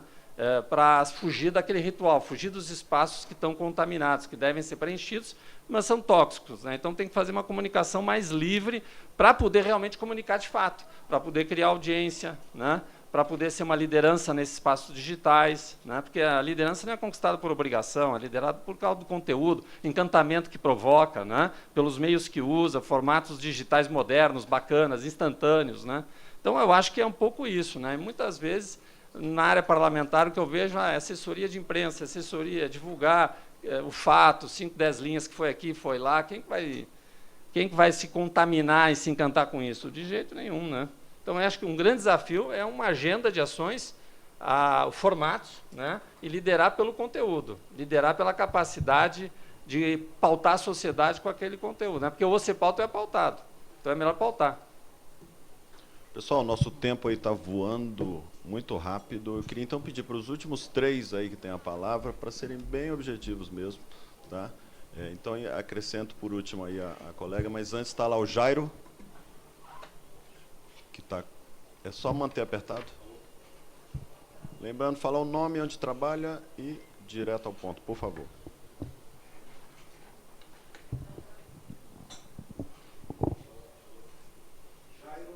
Do Partido dos Trabalhadores. Milton, me pediram essa incumbência. Fale no Milton Ferretti Jung, o correspondente Renner. A minha superfície capilar despovoada me permite lhe confidenciar que eu fui ouvinte do seu pai na gloriosa Rádio Guaíba e também na Rádio Gaúcha, ouvindo, então, aquele boletim de notícias que marcou a nossa infância. Parabéns por ter aceito o convite aqui da Câmara. Minha pergunta é o seguinte: vivemos um fla-flu político-ideológico nas redes sociais, atualmente. Isso em escala mundial. Aqui no Brasil, nós temos o fla-flu entre os seguidores do Lula, os que são contra, os seguidores do Bolsonaro, os que são contra. No plano do fundamentalismo religioso, os que são contra os pastores fundamentalistas, os que são a favor. No plano internacional, recentemente, Donald Trump ultrapassou o Papa Francisco em número de seguidores. O que chama atenção é que Trump, por ser um seguidor dessa linguagem direta, objetiva, simples, talvez esteja ganhando mais adeptos justamente por causa disso. O Papa talvez tenha sido superado porque as suas intervenções não são necessariamente simples, direta e objetivas. Tem mais, digamos assim, conteúdo. Como contrabalançar, Milton, essa necessidade de que o leitor, o ouvinte, seja melhor esclarecido, e para isso exige-se um pouco mais de tempo, talvez uma linguagem um pouco mais elaborada, mas, ao mesmo tempo, é necessário que ele seja entendido pelo seu ouvinte ou leitor. Como compatibilizar, então, a transmissão de conteúdo, que faz realmente a diferença, para que a gente se sinta convencido por algo, né, que a pessoa esteja transmitindo, com essa necessidade de sermos simples, diretos e objetivos. Alô, André Tamura, sou da UIGOV. Obrigado pela exposição, aí foi um prazer ouvi-los. Vou seguir o conselho de ser simples, direto e objetivo. O Sérgio começou falando divulgar, opinar, acho que o trabalho é mais de construir coisas, e isso eu sinto falta, especialmente porque os canais mudam, mas alguns comportamentos, práticas e especialmente necessidades se mantêm, né, ao longo de todas as inovações, e o desafio, acho que é muito no tema do livro, e além da comunicação, no sentido de ir além das ASCONs e SECONs, né, tem que ser um trabalho, o celular não sabe se eu sou um profissional de comunicação, um parlamentar ou um empresário, enfim. E eu queria que vocês dessem algum caminho para como fazer isso, né, inovar, ressignificar e construir, através desses meios que hoje são de comunicação, uma estratégia melhor de atuação, no caso aqui, política, de abertura parlamentar, e também fazer alguma reflexão no sentido de como essas linhas tênues entre o online e offline, público, privado e pessoal e profissional, como isso está desaparecendo devido a esse excesso, né, de coisas e meios de se falar.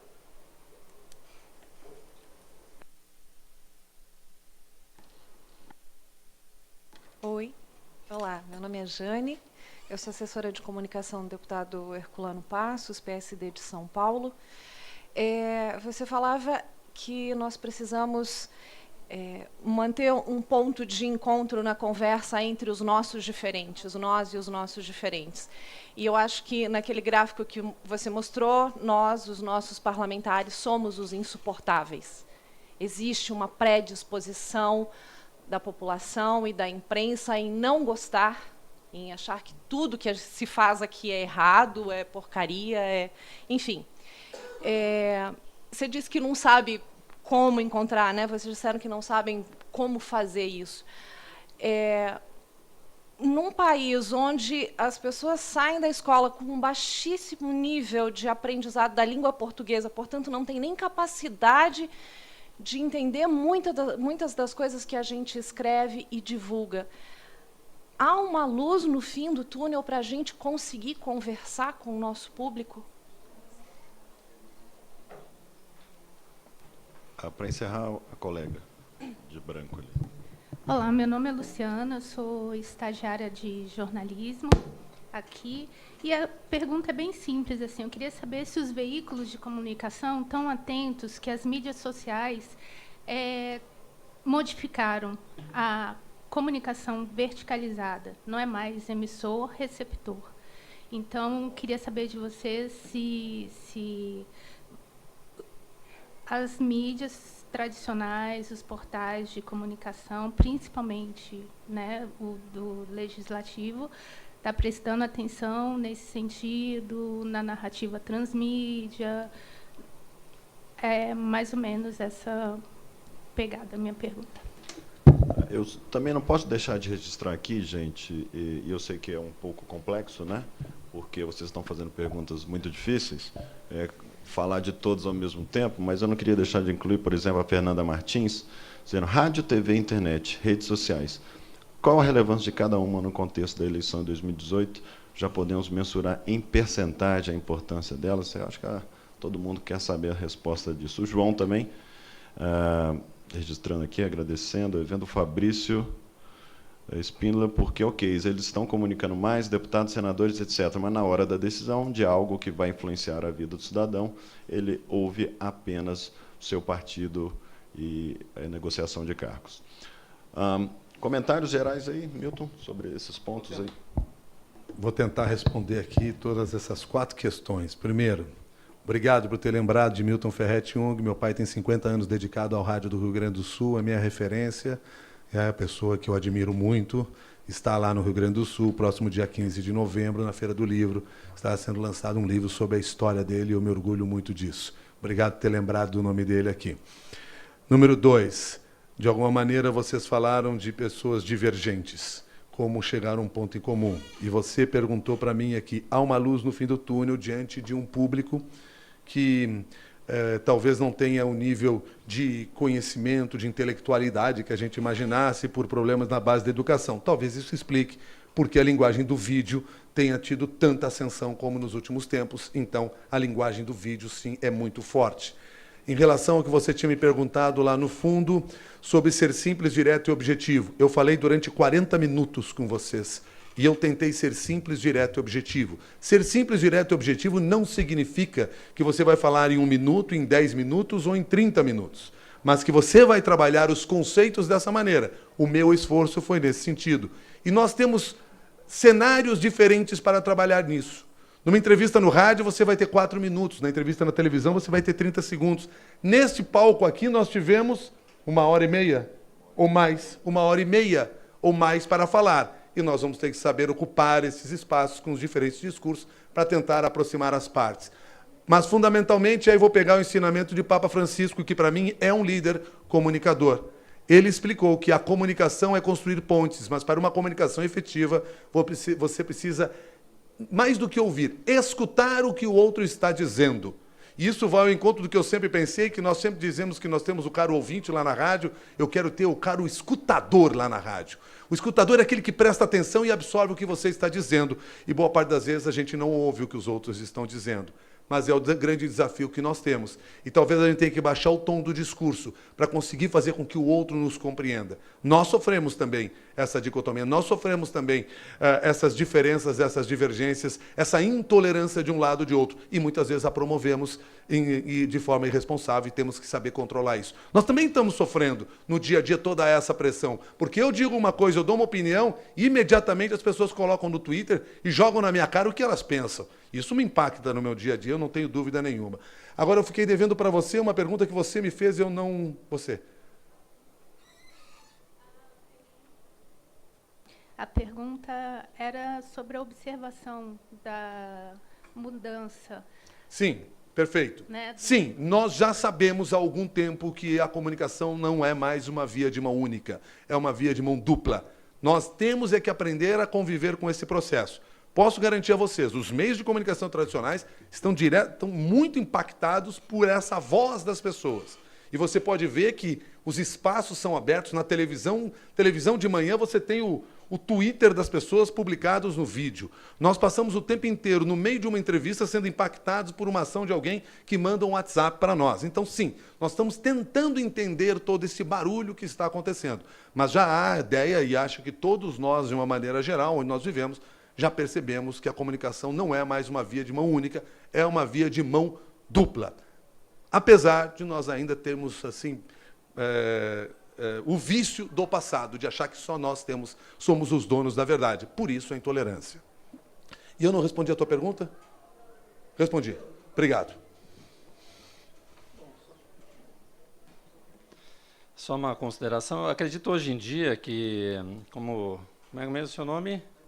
O André falou, eu acho que um grande desafio é cada pessoa, cada agente público, e não só público-privado, ser um construtor, né? Hoje em dia as pessoas tentam exercer a liderança pelo dissenso, liderar apenas os seus. E me parece que a construção é a capacidade de realmente representar e fazer com que a tua comunicação, os teus temas tenham mobilidade em rede colaborativa na sociedade, é você conseguir falar para os outros, né? Escutar os outros te escutarem e você também escutar os outros, né? E então acho que hoje em dia o trabalho parlamentar, até que eu chamo de legislativo 24 horas, ele tem que ser muito fora do plenário, tem que ser muito fora da casa. Eu acho que o parlamentar tem aquele costume, não, chega no início da semana, no final de semana eu estou lá na minha base, né? Eu acho que eu já não consigo ouvir muito essa coisa, estou na minha base, está certo, foi eleito para representar uma determinada quantidade de público. No entanto, né, a responsabilidade, depois que eleito, não é só com aqueles da sua base, né? Porque muitas vezes então fica em contraposição uma base de um, uma base do outro, e você fica no dissenso. Construir o consenso entre os diferentes, entre bases diferentes, me parece que hoje em dia é um grande salto parlamentar importante, pegar a sua causa e sair pelo país para poder abrir, dar a cara, sabe, sair daqui de dentro, para o legislativo ser entendido, ser visto, dialogar, ouvir. Hoje o parlamentar vai ouvir públicos diferentes, é muito importante. Eu, nas áreas que eu trabalho, até eu tive agora em Manaus num evento sobre a reforma tributária, né? Então tinha lá o pessoal do fisco, das carreiras, queria fazer o seu evento, tinha a Federação da Indústria, queria fazer o seu evento. Não, mas os deputados não podem vir em cada evento, cada dia em Manaus. Não dá, será que não é possível fazer um evento só, né? Eu chamo a rede colaborativa, dialogar até para um ouvir o outro, entender e tentar chegar a um consenso? Acabou acontecendo isso. Isso eu acho que é um grande desafio hoje em dia, né? E o legislativo ele também precisa muito, por isso, ir a campo, na sua base, nas outras bases, e se abrir, ensinar, ter uma chance, uma janela de oportunidade de valorizar, do legislativo realmente voltar a formular, planejar o país, idealizar as políticas públicas, né? Debater isso, que é o que mais interessa para sair, enfim, do debate só da crise, da emergência do dia, né? Ser hospital em vez de ser só pronto-socorro, né? E isso eu acho que é um desafio bastante grande. E o Legislativo precisa explicar o que ele faz e por que ele pode ser útil em vários locais do país. Eu gosto de um trabalho que foi feito também, citando a Câmara Municipal de São Paulo, na Escola do Parlamento, por um jornalista que também morreu precocemente, o Milton Belintani, que ele criou lá o Repórteres do Futuro, né? Que é um programa em que, de forma aberta e depois em convênio com faculdades, faz com que alunos de faculdade de jornalismo passem 10 a 12 aulas dentro do legislativo, né, para entender o funcionamento, o que pode fazer, para poder cobrir o parlamento, né? Porque para poder cobrir o parlamento você tem que entender os mecanismos, como funciona. Então isso também é uma responsabilidade da estrutura do legislativo, não adianta só ficar reclamando que não é bem entendido ou tem uma cobertura equivocada. Ele precisa criar janelas e criar braços, né, para que possa ser de fato apreciado e ser bem entendido, né? Legal. Acho que a pergunta da colega ali, eu acho que é uma pergunta com a qual eu posso contribuir, né? Como é que os portais institucionais, né, os portais de comunicação dentro das instituições públicas estão vendo esses movimentos todos? Com muita dificuldade de fazer uma mudança, né? A burocracia, o administrador público, o gestor público, o servidor público, nós temos muita dificuldade de adaptar, de incluir, de inovar esse manancial de inovações que é muito dinâmico, né? Cada semana tem alguma coisa nova, alguma funcionalidade nova em alguma rede social. Então isso você vê que isso é um fenômeno mundial, né? No Brasil, no mundo, que uma dificuldade muito grande de ter um modelo mais ágil de incremento de inovação. Quando veio a Lei do Acesso à Informação em 2012, mudou, né, a regra. A regra é o seguinte: na dúvida, seja transparente. E um elemento muito importante na transparência hoje, o Milton tocou nisso, tem que ser legal. Ser transparente, o poder de transparência tem a ver com o poder de comunicar de maneira cool, de maneira bonita, lúdica, né? De maneira fácil, simples, lúdica, como se estivesse falando para um bebê. Muitos dos portais infantis de parlamentos, temos aqui o nosso plenarinho, um dos melhores do mundo, com muito orgulho, e tem também o portal lá da Inglaterra, é a primeira porta de entrada de muitos adultos. Por quê? Porque ele tem ali informação básica, né? Ele tem uma informação simples, bonita, coloridinha, que comunica em outros níveis, e que as nossas assessorias de comunicação e de inovação, dentro da administração pública, de maneira geral, elas têm muita dificuldade de adotar uma postura mais ousada. Por quê? Vivemos um paradigma até agora, até 2012, seguinte: olha, na dúvida, não divulga. Isso pode gerar uma confusão. Isso pode colocar em problemas um determinado político. E aí vem a lei do acesso à informação e diz é o contrário, na dúvida publica, a não ser aqueles casos muito extremos. Então, por um lado, o desafio de transparência, o outro de comunicação. Aí não comunica bem, fica um negócio feio, desumanizado. O que acontece? Os hackers, entidades da sociedade civil e órgãos de comunicação pegam esses dados e comunicam muito melhor. E você vai tirando o poder do Estado, do Parlamento, como organizador de informação. Eu vejo em breve que portais institucionais de parlamento não vão ser mais necessários. Não vão ser, nem serem exigidos por lei, não vai ser preciso. Importante você ter o dado aberto, porque a turma aí vai pegar, como já tem, por exemplo, nos Estados Unidos, o Open Congress, que é um site que organiza informação legislativa feito por uma fundação, chama Sunlight Foundation, por muitos anos foi muito melhor que o site institucional do parlamento, do Congresso americano. As pessoas iam muito mais lá. Na Argentina, o diretório legislativo é muito melhor, mais completo, com informações novas que eles, cruzando os dados na internet, eles pegam sobre os parlamentares e publicam muito melhor que o seu portal institucional. Então, os parlamentos estão perdendo certos poderes, estão perdendo, né, até certa legitimidade de colocar a informação. Então, Cristiano, temos aí grandes até desafios. só colocar uma coisa, que a história da comunicação pública no Brasil é a história da comunicação do Poder Executivo, né? É a história de uma comunicação criada na época do governo Getúlio Vargas, tal, que os meios são esses, né, que é impor a sua versão, né, de forma unilateral. Selecionar a informação que você pode passar, e só passar a informação que me valida, nada que me contradiga, né? Então, a comunicação legislativa é algo muito recente. Na verdade, a gente é que está tentando começar a construir agora.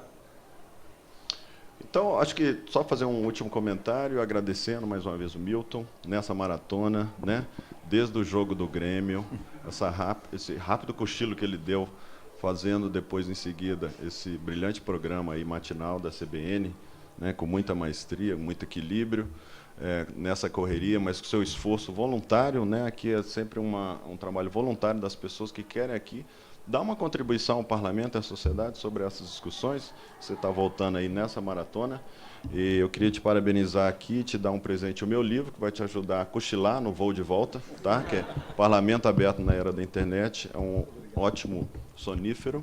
Agradecer o Sérgio Lerre, o trabalho do Pro Legislativo, nesse sentido.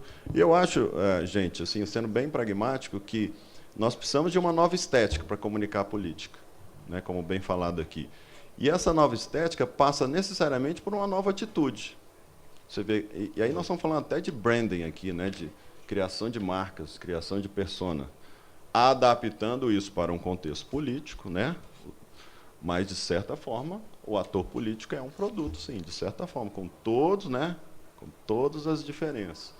E o que dá valor a essa informação, essa maneira de comunicação, é o conteúdo que ele traz. Tem deputados, vou pegar 2 deputados muito diferentes para dizer que eu não estou puxando o viés político, mas o Paulo Pimenta, do PT, do Rio Grande do Sul, e o Eduardo Bolsonaro, de São Paulo, né? Eduardo. São Paulo. Eles têm muita mídia no Facebook. O que eles fazem? Eles têm programas deles conversando com o seu público, o seu eleitorado. Não só eleitorado, com cidadãos, e muitos outros estão fazendo isso.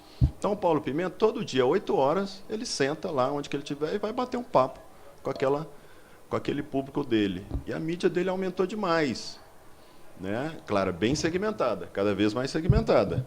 Mas aquela audiência dele e do Bolsonaro, a mesma coisa. E muitos outros exemplos, né?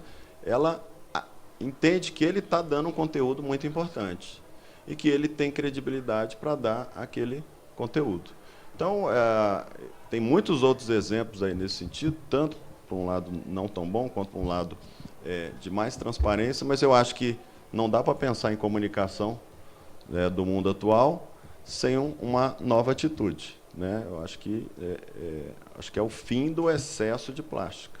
Bom, agradecer a atenção de vocês, o pessoal que participou. Se vocês quiserem, já está disponível esse vídeo no YouTube, para, se quiser voltar de novo, saborear aí, né?